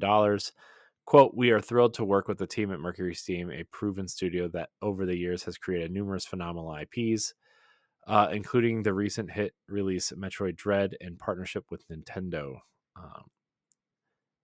The co-CEOs of Digital Bros at the time of the announcement, quote with, Ed's phone's ringing. Hollywood. Go ahead, Corey. Keep Mute going. it. With Mercury Steam's creative vision and talent and 505 Games' extensive experience, gamers can expect a high quality, captivating, and engaging video game. Mercury Steam CEO Heinrich Alvarez recently gave an interview discussing success of Metroid Dread and the allegations that working with Nintendo was chaotic. Speaking to Game Reactor, Alvarez spoke of working with the publisher on the Metroid franchise. Quote, we have an excellent understanding of each other. It's fair to say that over time we became friends, and they are super talented people, super hardworking people. They have a work ethic that is unbeatable, and they are open to accepting new ideas and trying them. In 2021, it was alleged that the development of the game was, quote, chaotic. However, in response to this, Alvarez has pointed to the game's success as a rebuttal. Metroid Dread is the franchise's best-selling game. Although public sales data for the entire Metroid series is hard to come by, it is, after all, 35 years old. No Metroid title has ever been reported to sell more than 3 million units. Retro Studios claims in 2007 that Prime 1 and 2 sold over 2 million units. The Metroid... Okay. So, I still think one of them is a Metroid game. I didn't know about this fantasy title. But yeah, I think one of them. I mean, clearly they want to do something a little bit more ambitious than a 2D Castlevania or Metroid game, right? I mean, they've done 2 Metroid games, and before that they did the Castlevania Lord of Shadow, the 2D game that they made for the DS, 3DS, DS, one of those. And so I think they want to try something a little bit more ambitious, but also it sounds like they want to keep that partnership with Nintendo going. I still think it's a 2D Metroid game. They are very good at it.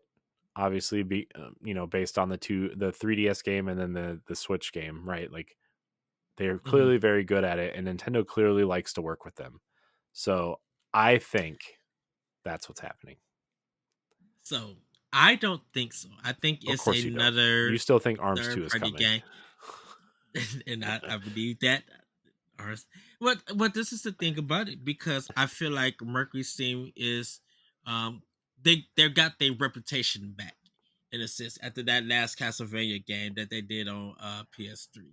Yeah. Before they started doing the Metroid games. Mm-hmm. So now that they kind of got their reputation back, I don't think they're working with Nintendo just yet, because I think they're going to start working with them maybe, I would say, the second year when their next gen system is released, because definitely when their next gen console gets announced, they're getting a dev kit. Like there's no doubt. I mean, they might already have one. They might already have one. See, that's what I'm iffy about that. I know they said key developers and stuff, but I don't know if Mercury Steam. Yes, Mercury Steam has a good partnership, but I don't know if Nintendo has seen them as a key developer just yet. I know they see them as a developer they want to continue to work with. So yes, we're going to give you one, but I don't think they're going to give them one just now. Because, like, yes, Dread being very successful, Metroid 6, I feel like it's going to take time for them to do. Definitely when Metroid Prime 4 is on, aka the horizon, once we Yeah. see more of it and get a release date and everything. So I just feel like Mercury Steam, they are going to uh be working on another project, but we didn't even know that they were doing Dread. Like they Mercury Steam went ghost Yeah. after their last like interview. Like even after Seven's return, they said they was doing a game that they wanted to release by themselves. And they released it, they did. They went ghost after that. And then when Dread got released and we seen it in action, I'm like, oh, so that's what y'all been working with. Hmm. Okay, now I understand why y'all went ghost all that time, because y'all was working with Nitty. And you know, Nitty does their best to keep things quiet. Okay, cool. If there's two unannounced games that the Nordisk Games, their filing company stuff, is announcing, it's definitely not a Nintendo game. Nintendo be Hmm. like, don't even say nothing. Now, after their two games come out, you know, they probably are working on the game with Nintendo, but just not now. So that's why I think their next game, the second game that they're working with, is probably another third party game that's gonna probably be multi-platform or PC only. Who knows? But I definitely don't think it's with a Nintendo game at this time. I mean, I see your point. Like, I do think, I mean, I think another 2D Metroid game from them is coming. Oh yeah, Maybe it's part of this, maybe it's not.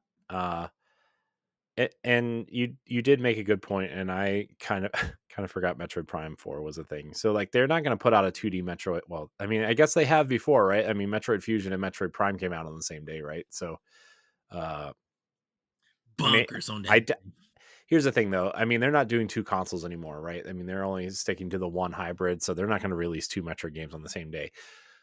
Right.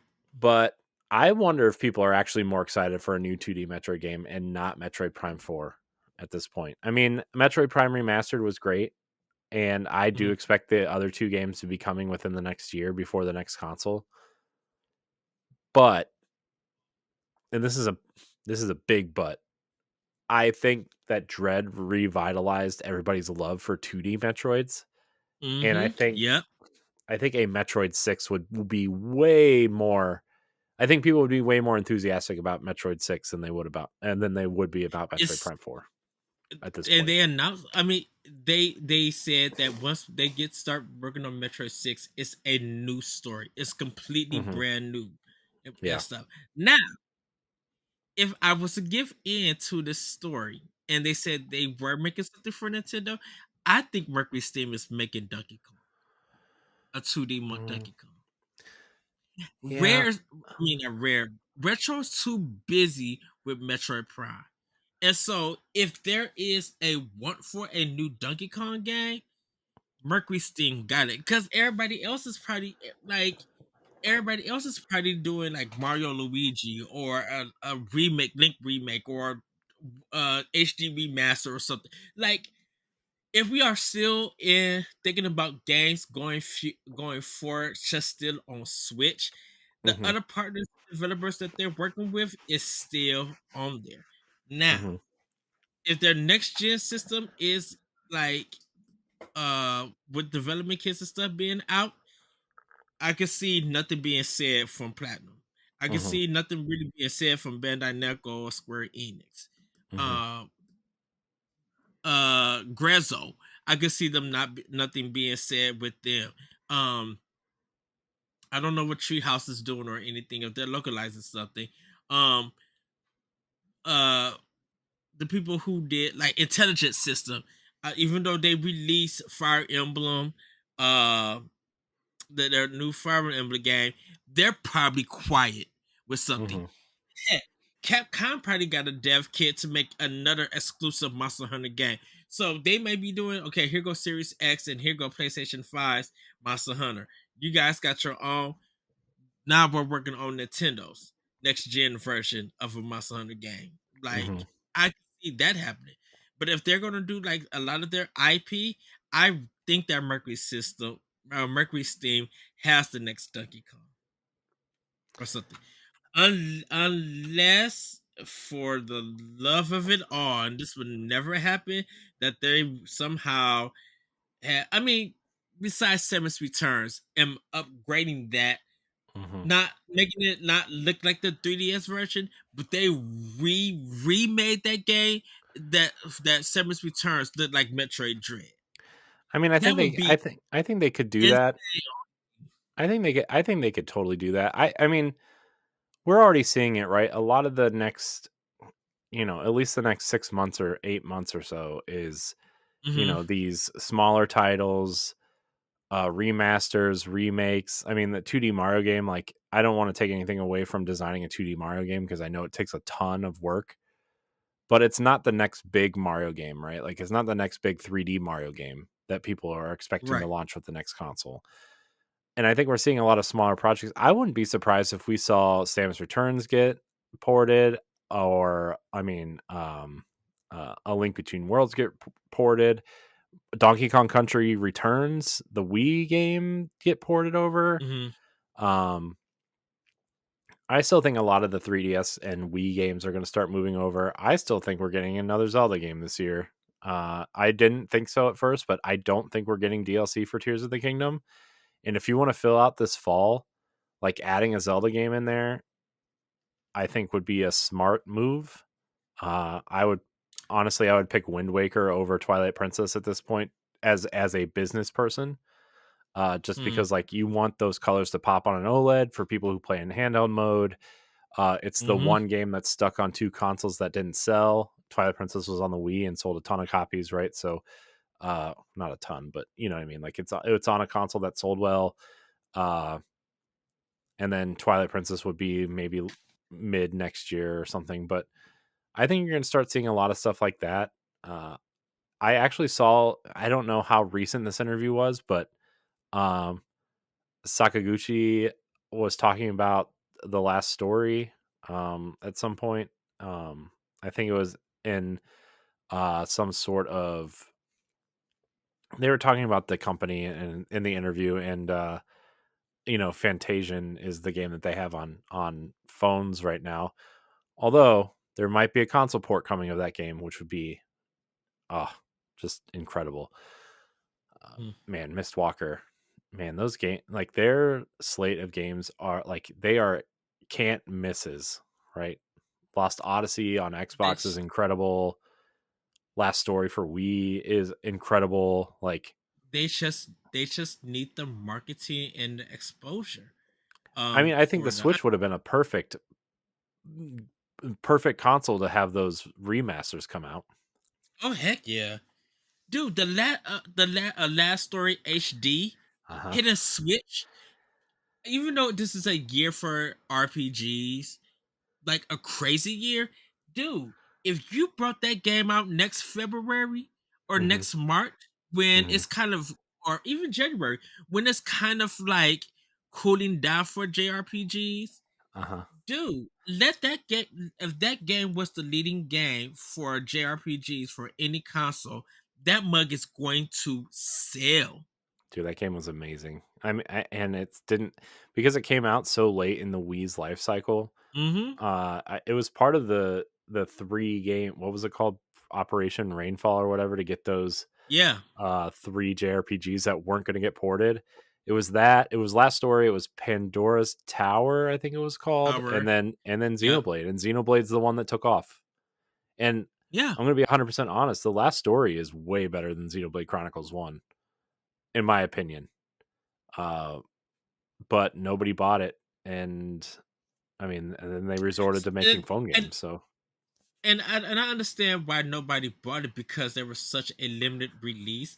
They didn't do no pre-orders for it. You I literally, pre-ordered people were mine. asking I you pre-ordered the got collector's lucky. edition.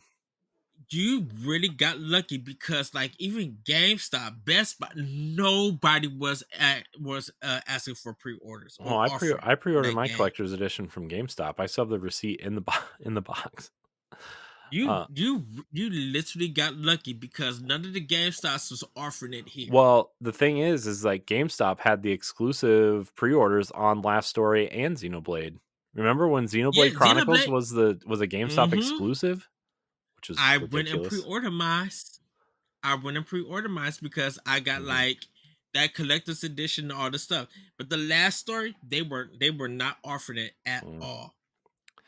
Man, man, dude, that collector's edition box and the art book that came with it and the soundtrack, oh, Hmm. so good.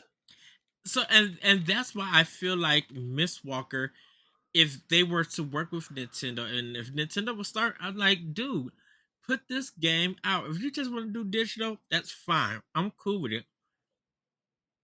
But you know people are going to up that coin Hmm. to give y'all if y'all do a physical in another collector's. Oh, Sakaguchi would just be like, wait, how much now we sold? They know that they could hit 1 million plus. Hmm. Yeah, the last. Because not only Go oh, ahead. Sorry, right. I thought you were done. Go Oh ahead. no. Last thing, because they know that that game is going to be a collector's item. It's a collector's item on Wii now. Yeah, I mean, you think you think Fire Emblem is expensive. uh, yeah, man. Last story is a wonderful game. It's got great combat. It's got interesting characters, great art style. I would really love to see an HD port of that game at some point, and hopefully we will. Right? I mean, hopefully someday we will. Uh, but I have a feeling that if the successor based in Kados 1 and 2 is big, that game is dropping. The last story is going to come out. I just have a feeling because those two games didn't do so well, series wise. They yeah, didn't do so well, mm-mm. and I think that if Bandai Namco could do it, I think we could do it. The thing, man, the thing about Bat and Kados is that it's not getting physical releases in North America, which I think is going to really kill the sales of that game because people don't like Hmm. digital sales on Switch, right? They love their physical copies. It's very rare that people like like me who love their digital copies on Switch, right? Like everybody loves. Now, granted, I have physical copies of games that I love, like Zelda and Mario and Xenoblade and Fire Emblem stuff like that, right? But like there's people out there who have like 100 physical games, right, and will spend an arm and a leg to get something from I am 8-bit or super rare or limited run, right? Like people will Yeah. just, and man, dude, if they did some sort of like, if like super rare did something for last story is like this big, or I Oh, am 8-bit it's with like a oh soundtrack, like, oh if they get it, do if the pre-orders are not there, I would be upset. I'm going to have to snag my copy. You man, know, I would be like, if them the run got the last story, I would groan, but I would do it. But I'm like, yeah, yeah. Super Rare and I 8-bit. If they got it, I don't care how much time it takes. I know that like I know they're going, like I said, up some coin for it, but I know people will run to get that game. Yeah. All right, we're gonna move on. One that it's not really big news, but it's news, and we haven't talked about it on this show yet, even though it's been a big news story for like the last week and a half or so. Mhm. Teenage Mutant Ninja Turtle Shredder's Revenge from Emu and Tribute Games was one of video games surprise nostalgia hits last year, spawning a the start of a TMNT resurgence. Now coming off the heels of a highly rated movie and the announcement of a new series, a sequel, and a Last Ronin video game, it's time to get another dose of nostalgia in the new DLC, Dimension Shell Shock. The DLC includes new levels, new playable characters, including Usagi Yojimbo, and the newly announced Karai, which is very exciting. I am very excited for this. I think, I mean, I don't know if Shredder's Revenge was as good as especially like the Super Nintendo and Genesis games or like the arcade game, but like it was Mm. very good and it's really captivated those games. And I actually played it a little bit, a couple weeks ago to try to like, I don't know, wrap my head around it a little bit and try to like really sit down and play it. And it's very good, man. Like I know I know that's a hot take a year later, but I mean I love the art style. I love the pixel art. I love the designs of the turtles and the fact that you can play as Casey Jones is awesome, and Splinter and April. It's just a great experience, and I'm sure it's even better in multiplayer. Like, it's so good, and the fact that we're getting Yojimbo and Karai, like Karai is one of my favorite characters in TMNT. Like, she's very like she's not really a villain, but she's like an anti-hero almost, where like she has such a high allegiance to the Foot Clan and obviously Shredder, like, but also she like helps the turtles sometimes when their objectives are similar. Like, she'll be like the friend of, what is it? The enemy of my enemy is my friend type situation. And I don't know, I've always thought she was an interesting character, and that she would have some sort of like, arc at some point where she like betrays Shredder to kind of help the turtles, whatever. And I don't know, maybe in the recent comic runs she does. I'm actually shocked they didn't add the the new fifth turtle, the girl turtle. Uh, what's her name? Janika, I think is her name. Like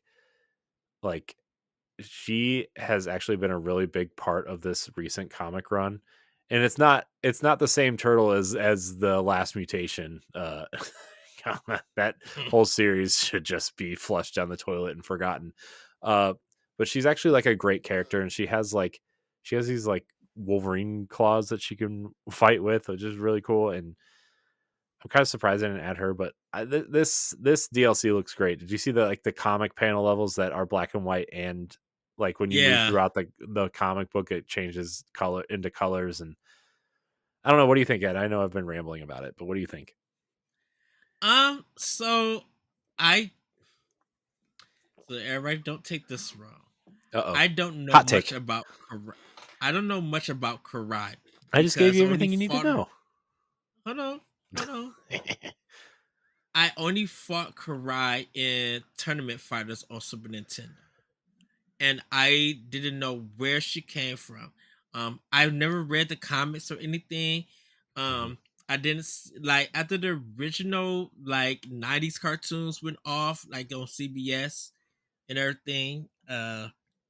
Like kind of Mhm. like when once that version went off, I never went and caught up with the turtles. Even after, I mean, I caught up with the movies and stuff, but I never caught up after up there, so I don't really know Karai as much. Usagi, I do remember because he was in the cartoon, so that is very entertaining, and can't wait to play as him. Um, I gotta get in touch with Lamont to see if he's getting this day one and if he wants to run it through online. Cause I am going to get this DLC. It's only eight Um bucks. The DLC is yeah, it's cheap. only it's very cheap. Uh but I want to make sure that it's not it's I want to make sure that it's just not only like 8 levels or something and it's really short, Hmm. you know. Um So I am excited to get this. I just need to talk to Lamont to be like, hey, if you're getting this, do you want to play on a weekend?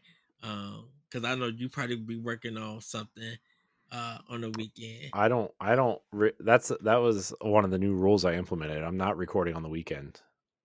And if Okay. we have to record on a weekend, it's either going to be really late, and we're not and I can't record during the week one day, If, cuz like I'm trying to really limit my recording days. I mean, it not so much recording, but like doing editing stuff and Mhm. everything. And that would be and like I said, Friday would kind of be the day. Yeah. Other than that, it would don't I even would worry about the rest of the week. I would love to play through Shredder's Revenge multiplayer. Mhm.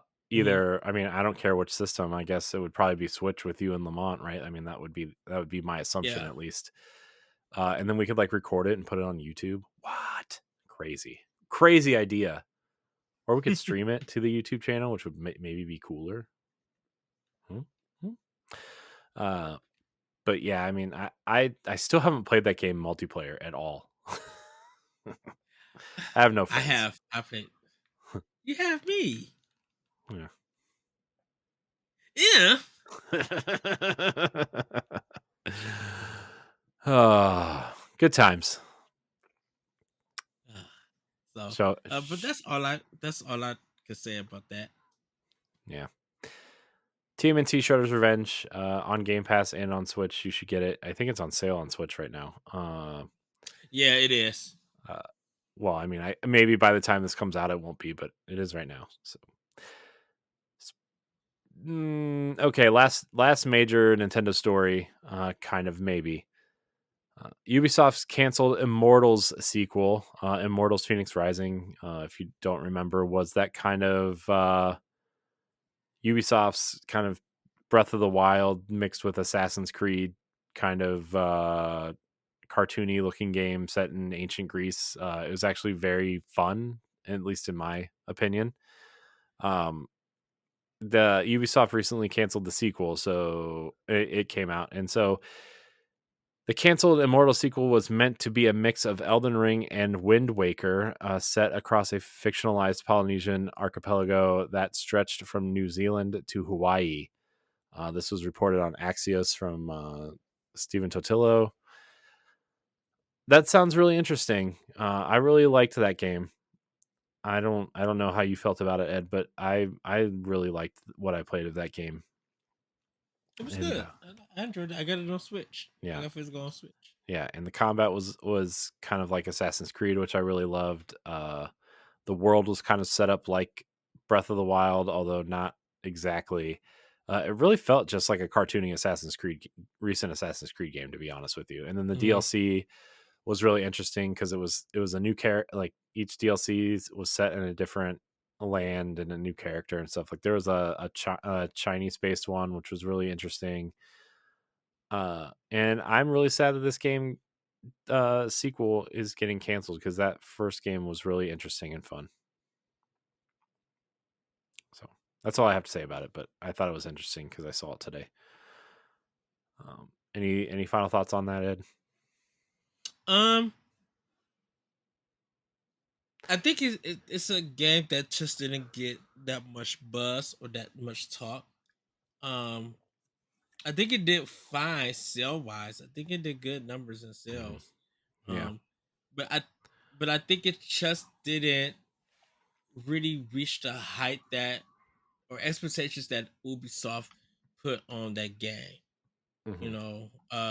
And I think definitely with a lot of things that's going on with that company, with Ubisoft, I think they are restructuring and rescaling a lot of things. Yeah. Um, so I think if this game did get made, it may have. Honestly, I don't think Switches would have got a version. I really think it just would have been PC, Series X, S, and PlayStation 5. I don't think 4, Xbox One, and Switch would have got it.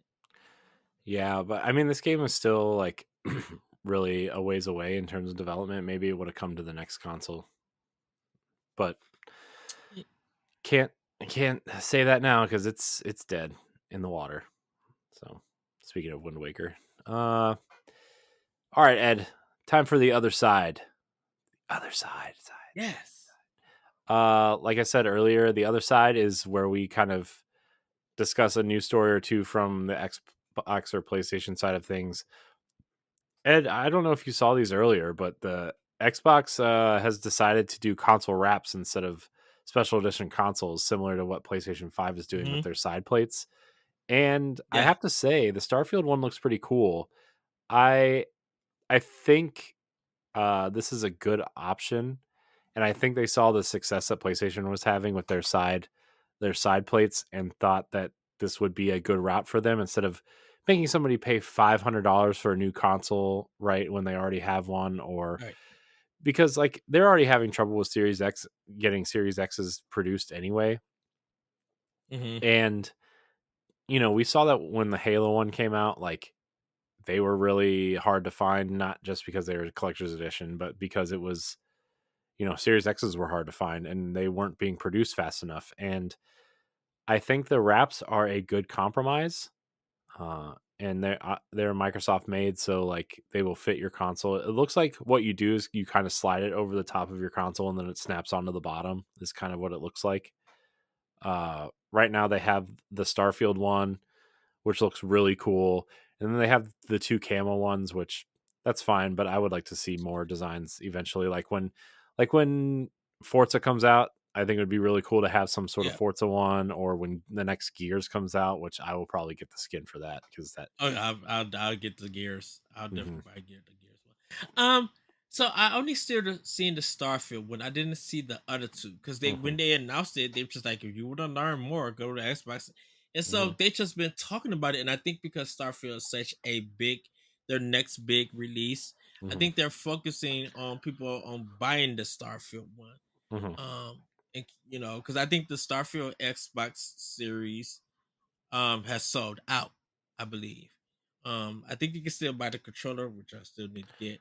Um, but I kind of like these wraps and everything. I know me and Todd from Secret Friends were talking and stuff, and I'm just like, is it kind of like almost the 3DS ones where um you were able to put some kind of skin on where the controller and a little bit around like or sometimes around the system and stuff. Like they had like the Lego ones Hmm. and everything. And he was just like probably more like the 360 plates Hmm. that were happening when Yeah. 360 first came out. And I was just like, I could see that. You Yeah. know, I don't know what the price point is going to be. I don't think they They're announced it. Or the quote unquote normal ones are $44.99, and the Starfield one is $49.99. So it looks like the game okay, specific ones are going to be $5 more. Kind of like, I mean, their controllers are mhm. $5 more when they are game related. So I mean, I guess it makes sense. Cheaper than the PlayStation side plates, by $15. So Yeah, and I think they don't have a release date for them, right? I don't remember. I only looked at the things on the website. I didn't look at the date, the release dates. Dates is that because I feel like the Starfield one will probably be. I think the Starfield one. I think they'll probably drop when the Series S Black drops. Hmm. It's my guess. That would be the smart thing. And so when people want to go and buy them, they can. Hmm. I don't know if this one's going to be just in stores or ones that you're going to have to order I think and you can only stuff. But buy I'm them I'm on figuring. Microsoft's website right now, and I mean probably Okay. online stores will sell them. Uh, so I mean I think Amazon will probably have them, and Best Buy will probably have them online, but I don't know. It seems like a Microsoft store thing.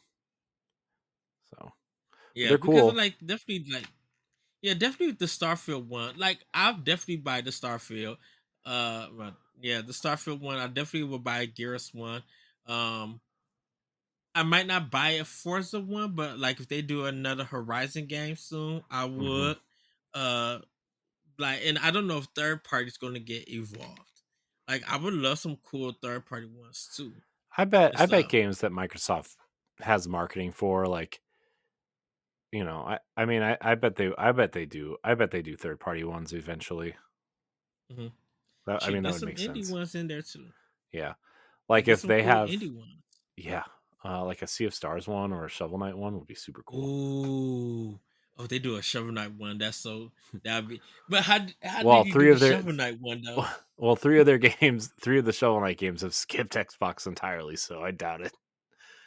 Uh, Oh, I keep asking them, like, where's the Xbox version of Shovel Knight Dig and Shovel Knight? The other one. What's the other one? Shovel Knight Dig. Oh, Pocket Dungeon.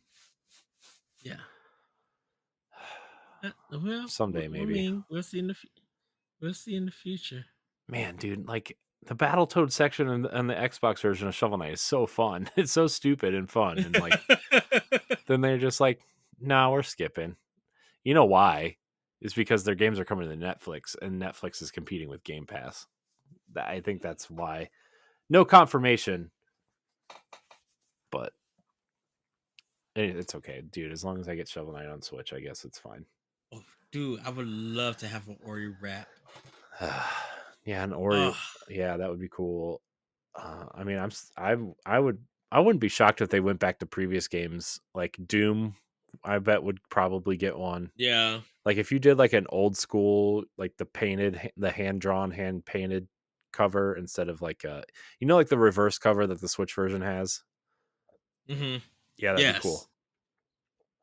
Or like a True. Wolfenstein would be cool. I, I, I think Call of Duty's definitely gonna get one, and I think that one would Yeah, definitely sell.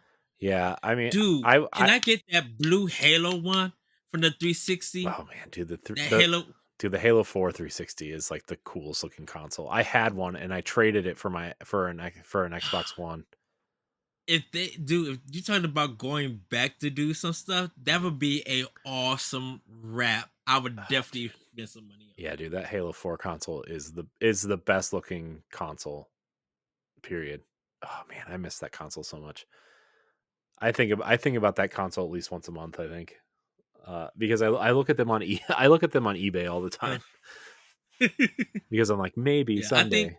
But I know I did a list for the top 10, like not exclusive consoles, but like that special edition console. mhm, I think the best one when it comes to the 360 for me, the Halo. I think the Halo one is on my list, but the mhm. one for the 360 that I just absolutely adore is the Advanced Warfare one. That no, that's the Xbox One. I'm sorry, not 360.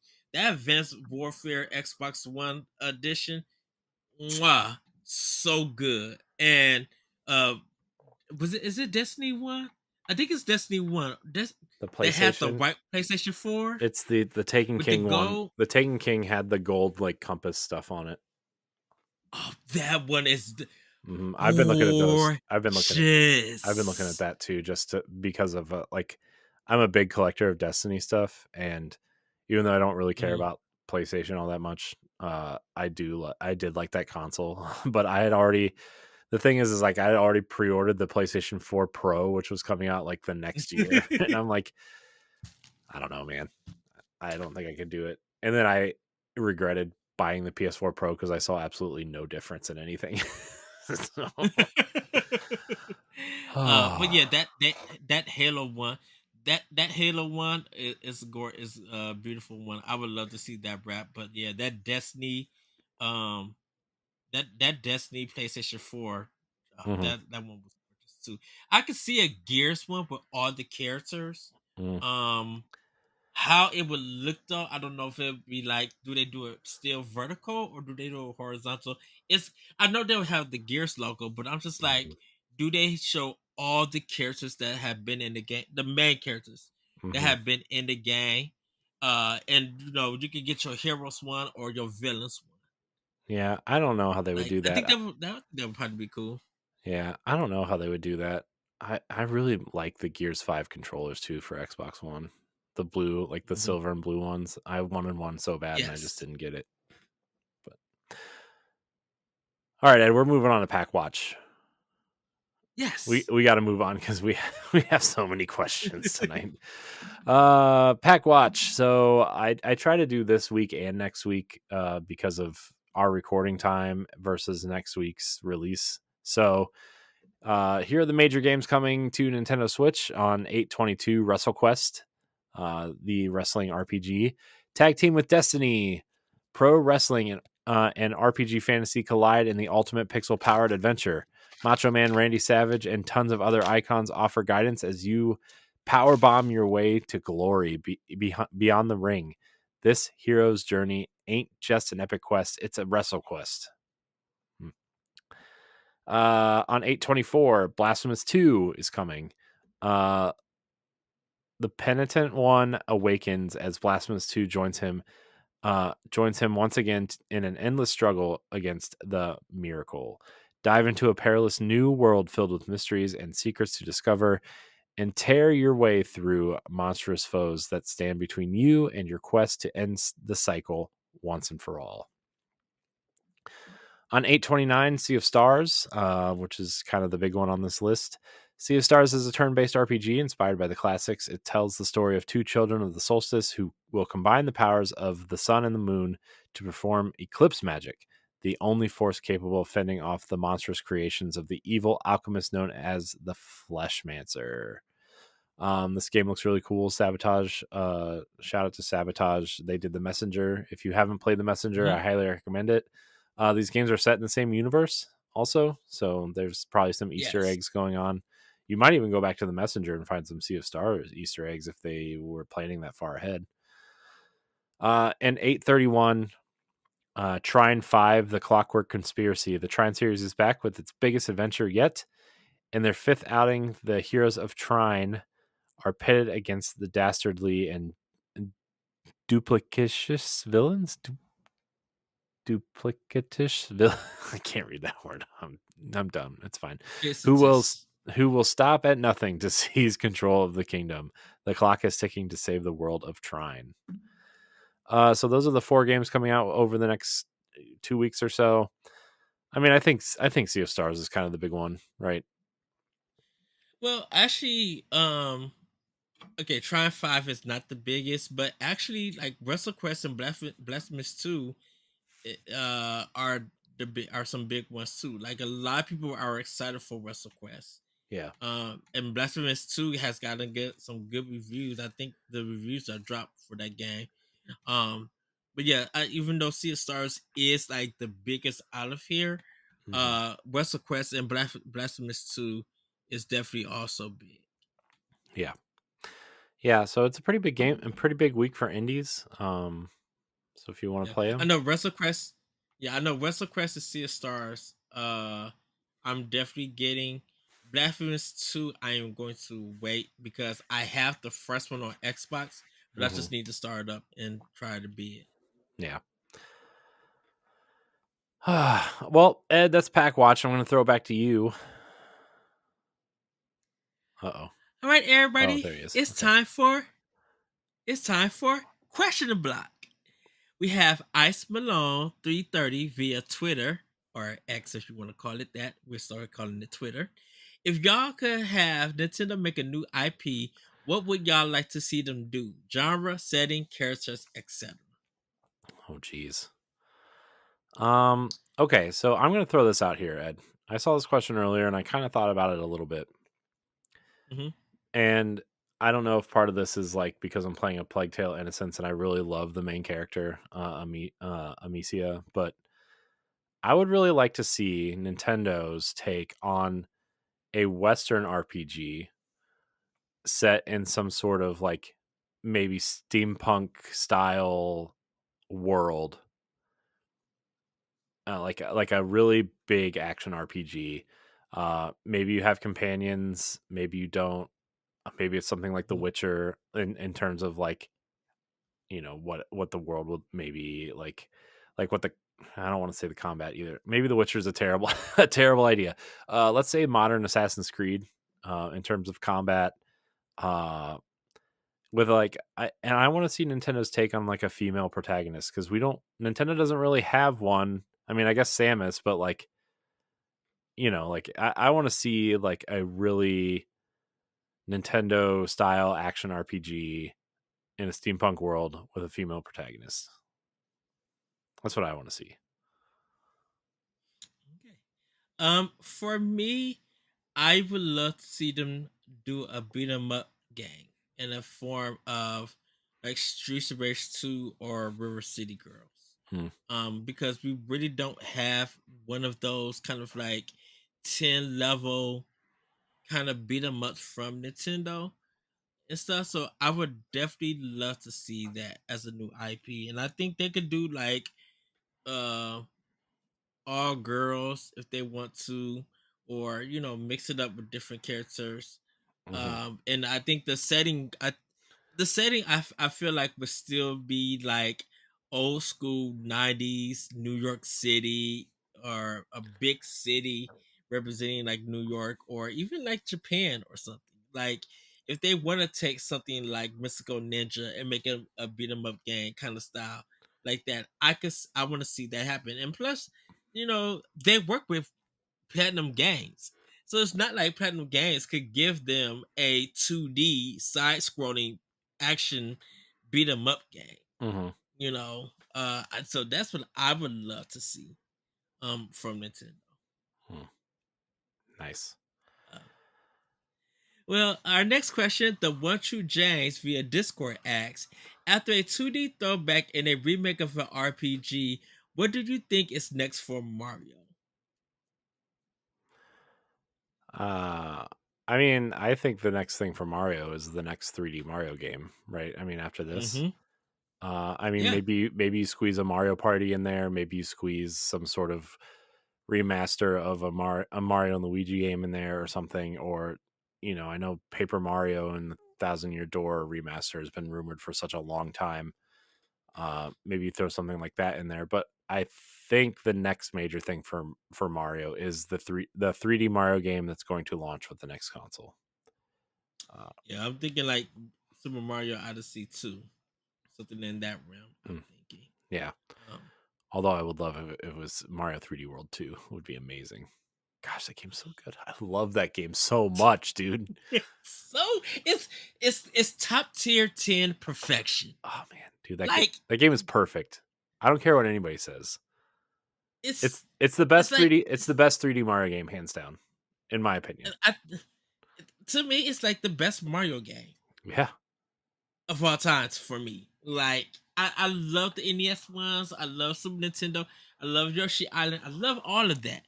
But like I just out of the straight Mario 3D World, it's like it's all time. oh, Like it's it's top number tier. one. It's definitely my favorite Mario game. Uh, Mm-hmm. and then Mario 3 would be the second. Well, I would. Hold on, Mario 2's got to be thrown in there too somewhere. I don't know. I don't know, man. Mario 3D World is the best 3D Mario game. It might be my favorite Mario game. Mm-hmm. Uh, next to Mario 2 and 3, but man, If I had to if I can't use Yoshi's Island, I say why? It's called I Super think Mario World 2, Yoshi's Island. yeah, but then Yoshi's Island got like Yoshi 64 and Crafted Oh, World and like all of that. Like I kind of feel like it's a spin-off game from the regular yeah. Mario, I mean, that not Mario the color World Mario. 2 is definitely a marketing thing to try to sell the game, right? I mean, that's kind of what Yeah, that's. because I Go ahead. yeah, because I think to me it would be chess 3 for me. Hmm. And I love Odyssey. So all respect to that game. I think 3D World would be number one for me. Number two would be Super Mario Sunshine, and number three would definitely be Super Mario Brothers 2. That soundtrack to Super Mario Brothers 2, still to this day, it's so iconic to me. I used the Mario Um, 2 theme song in my Instagram story today. oh, nice. And I love Super Mario Brothers 3. Don't get me wrong. I love that game, but I think it would be a little bit like under the list with that because like after 3, to me personally, it's hard to make what it's going to be 4 or 5. If I'm just talking about the platforming kind of Mario games, like I would just have to be like, what did I enjoy more and what did I enjoy least? And to tell you the truth, for a lot of the Mario games, I think the least one that I enjoy would be New Super Mario Brothers 2, where you had to collect all those coins on 3DS. I think that's the least one that I enjoy. Hmm. But like I love Super Mario 64. And not, like I said, Odyssey. I love 3. I love Lost Levels and the first Mario Brothers. But shoot, like Super Mario Brothers Land, even though my down button wasn't working Hmm. on my Game Boy, I love that game. But then 6 golden coins kills that. Hmm. Like it's literally hard to list anything after 3 for me with the Mario platform games because I love a lot of them. Hmm. Yeah, I mean, there's nothing. I mean, there's nothing like a great 2D Mario game, right? Hmm. Nothing. So, Well, David Lasby asks, what should DLC be for Tears of the Kingdom? And what could online play look like for the upcoming Mario game? Um, I don't think I agree with you, Corey. I don't think Tears of the Kingdom needs DLC because it's such a huge world hmm. to explore. And Nintendo and Anuma. Well, sorry, not Nintendo. Anuma and uh goodness, I cannot think of their name. Um, Xenoblade Chronicles. Monolith. Monolith. Yeah, sorry, I blanked on them. I wanted to watch you Monolith. struggle a little bit longer, but that's terrible podcasting. So Monolith Soft. Thank you. you're welcome. Monolith Soft. I think like Varnell Soft want to work on their new IP and stuff. Uh, and I think after all that time they work with the Zelda team to make Tears of the Kingdom, I think Tears has so much to offer and explore that like even after beating the game, I think there's still so much. So Hmm. it would just end up being like the champion thing that they did for the Breath of the Wild where really at the end of the game, at the end of it, after doing all the trials and stuff, you really just get a more powerful Master Sword. And I don't think Nintendo wants to do that. Hmm. Like the Zelda team wants to do that. If they're gonna make DLC, it's gonna end up being their third game Hmm. because there's going to be so many ideas going into it. And the new one, them, they want to rest, and if they do want to plan it, they rather make a new Zelda game for the next console. Hmm. What online play could look like for the upcoming Mario game, I think it's going to just pretty much be everybody still just like New Super Mario Brothers. Everybody's just playing that one level or the whole game with everybody. There's nothing else that you really can do with a 2D Mario. Uh, 2D Mario. Now, if they want to mix in some Mario Maker style things and throw it at people, How cool would that yeah, be if there was a surprise Mario Maker update like next week with Mario Wonder assets in it? I would love Talk that. about reviving a game, right? Like, I mean, I feel like Mario Maker died like super fast. It did because Nintendo was hitting us with I think a lot because I think at the Mario Maker 2 dropped, we got the Marvel game. Hmm. Um Well, it was Three Houses, it was Astral Chain, it was Marvel Ultimate Alliance, Link's Alliance. Awakening, The Witcher. It was Dude, that's September. I mean, 2019. yeah, I mean we talk about it all the time, but dude, that year was so stacked. That year was It so stacked. it was crazy because it was just like I said, you were spending 300 plus some dollars if you were trying to get everything. I And know, and that's just I like bought NBA 2K that year too. and that was just like we got hit with what in September, Link's Awakening, Demon X Machina, Dragon Quest 11. The What else did Witcher, we get hit with? The The Witcher. Witcher.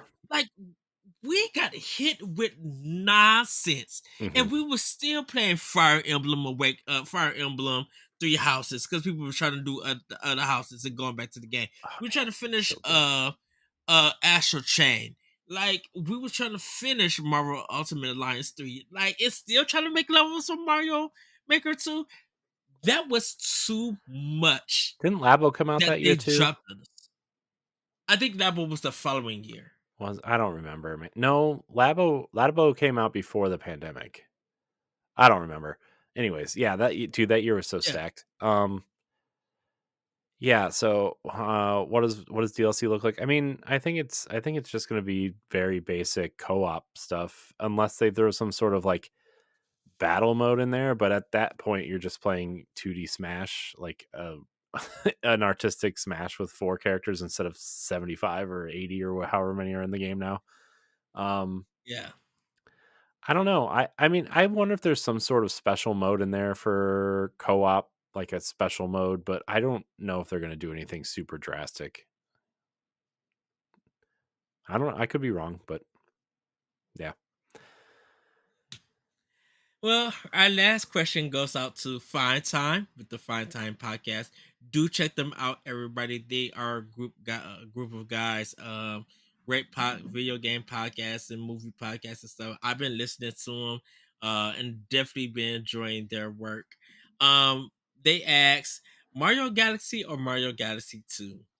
Um, Mhm. Mario 3D World next. I didn't. I would say, I, Here's the thing. I didn't like the Galaxy games, so this is the wrong question for me.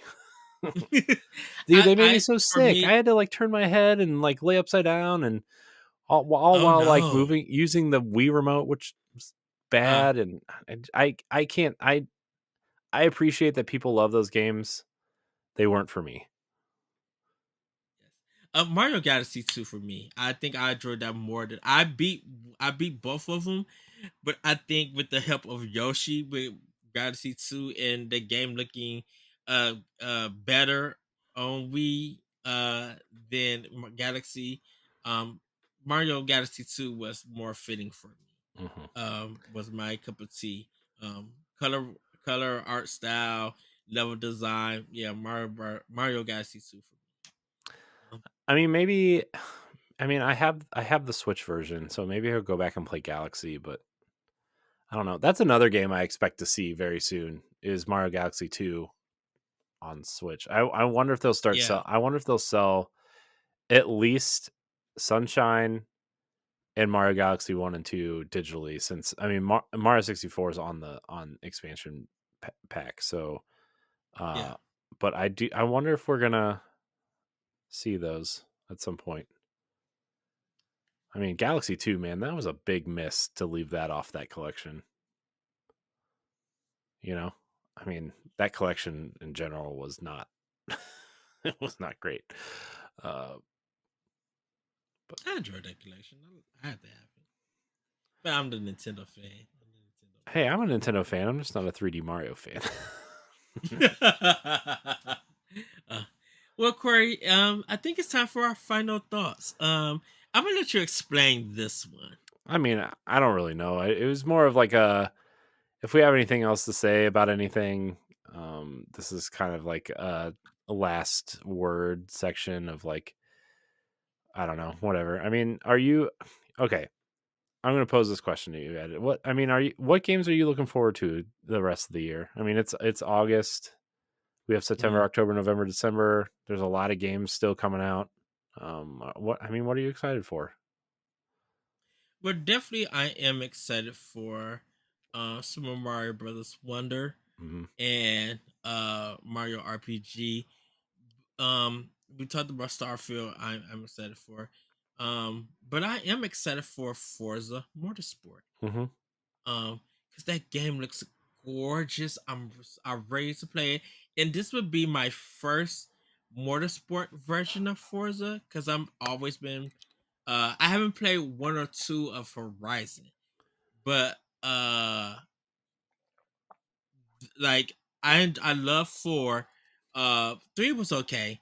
Five is the soundtrack could have been better, but it's a good game. I just need to put more time into it. I feel like for the motorsport, it's gonna be a new experience for me because I haven't did a lot of sim racing, and I trust Microsoft and the Forza series to bring that feeling back to me. Hmm. So it's pretty much just those at this time. I may have to watch the Nintendo Direct uh and see what else is coming out or any because I still need to go buy Ghost Trick and everything. I didn't get a chance to do that and stuff. Um but like man, like definitely for 2024, I'm never, and that's the game from the Model Studios who did Gree, Hmm. and that game looks. I know it's coming for an Xbox and Nintendo, and to get the reveal on that state of play was just like breathtaking. So, but that is definitely a 2024 game that I'm looking forward to next year. Like I want to play more of their games, and I cannot wait for Never to drop on Switch. What about you, Corey? I mean, I think the for the rest of the year, there's only really like two or three games that I'm really looking forward to. I'm really looking forward to Assassin's Creed Mirage. Assassin's Creed is like one of my favorite Mhm. series, and I know people are like, Assassin's Creed sucks. I'm like, I don't care. I like it, so I don't care. Um, I'm looking forward to that. Obviously, Mario Wonder is like a big draw. I can't wait. I love 2D Mario games. I think they are far superior to the 3D ones. Um, Destiny's last two seasons are this year, so leading up to the final shape. So I'm very excited for those to see, because they confirmed that the final shape is it. Like that expansion, like the seasons that come after that aren't part of Mhm. the story. This is the beginning of the end. Like the final shape is it. And so the new storyline starts after the first season, after the final shapes uh campaign, and I'm assuming the raid that comes after. This is I mean this is it. I mean, 10 years we've invested into Destiny, and this is the point we've been waiting for, right? It's the Avengers Endgame of Destiny, and so I'm really looking forward to that. Um there's a couple Disney Dreamlight Valley updates that are coming out that seem pretty promising. Um so I do have one more game. what is it? Finish. Alan Wake 2 Mm, yeah. dropping. I know a lot of people are excited for that. I because of me finishing that one, uh, I do want to play the second one, and hopefully it's better than the first game. Mhm. I'm trying to see if there's anything else on this list that I'm excited for, because I feel like I didn't say very much. Do. Um, I kind of am interested in Cyberpunk's Phantom Liberty DLC, but dude, it's been 3 years since I played that game. I don't remember any of it. Yeah, I I have, I think me and you talked about that, yeah. going back and playing that game. Yeah, I've had the itch to go back and play that. Maybe like, I mean, they added so much, and they added the patches for the Series X version. Um I don't know, I've been really itching to play it, like I don't know what it is. Like that world is super interesting, and I like cyberpunk stuff, but like the game, Mm, when I played it, like I played the Xbox One version on the Series X. It was good. Like it was fine. Like it was a great 8 out of 10 game. Like it was good, but okay. I'm really interested to see what they've added, and the DLC seems interesting. Idris Elba is obviously like Mm. one of the coolest people, and he's I don't know if he's a villain or if he's like some sort of whatever, but I think Phantom Liberty looks cool. I just don't feel like playing 30 hours of that game again to get to it. So, Corey, to give you like an update of game releases in September. Yeah, This is from our summer I'm looking at the game game list. I'm looking at the Game Informer release date list. Oh, Yeah. because I was to say, Faith Farmer Gloomhaven is next month, but like Silent Hope was an RPG. I think I'm excited for it. Detective Pikachu, Hot Wheels Unleashed 2, Super Mario Bros. Wonder, Metal Gear Solid Masters Collection, and Headbangers come out in October. In November is Persona 5 Tactica, Super Mario RPG, Star Ocean the Second R, and WarioWare Move It. And then in December is Dragon Quest Monsters, The Yeah. Dark Prince. Yeah. Yeah, and then everything else is just like unannounced, but Oh, mostly like for 2024. that game Cocoon looks really cool.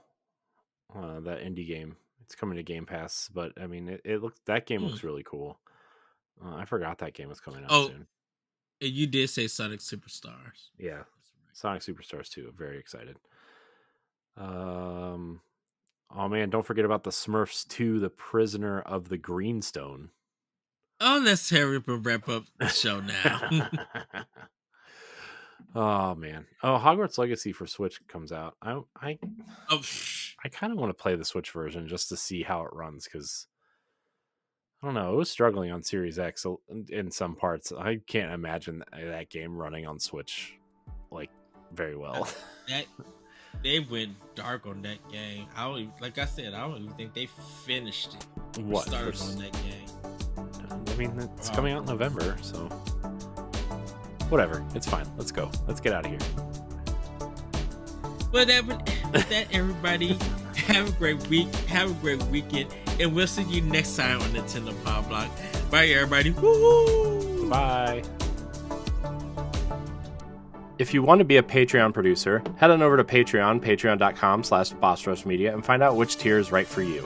Our Patreon producers at the $5 tier or higher for this month are Adriel Munger, Austin Campbell, Celeste Roberts, Christian S., Sana Dirrig, Francisco Santillan, and Rebecca Jewell.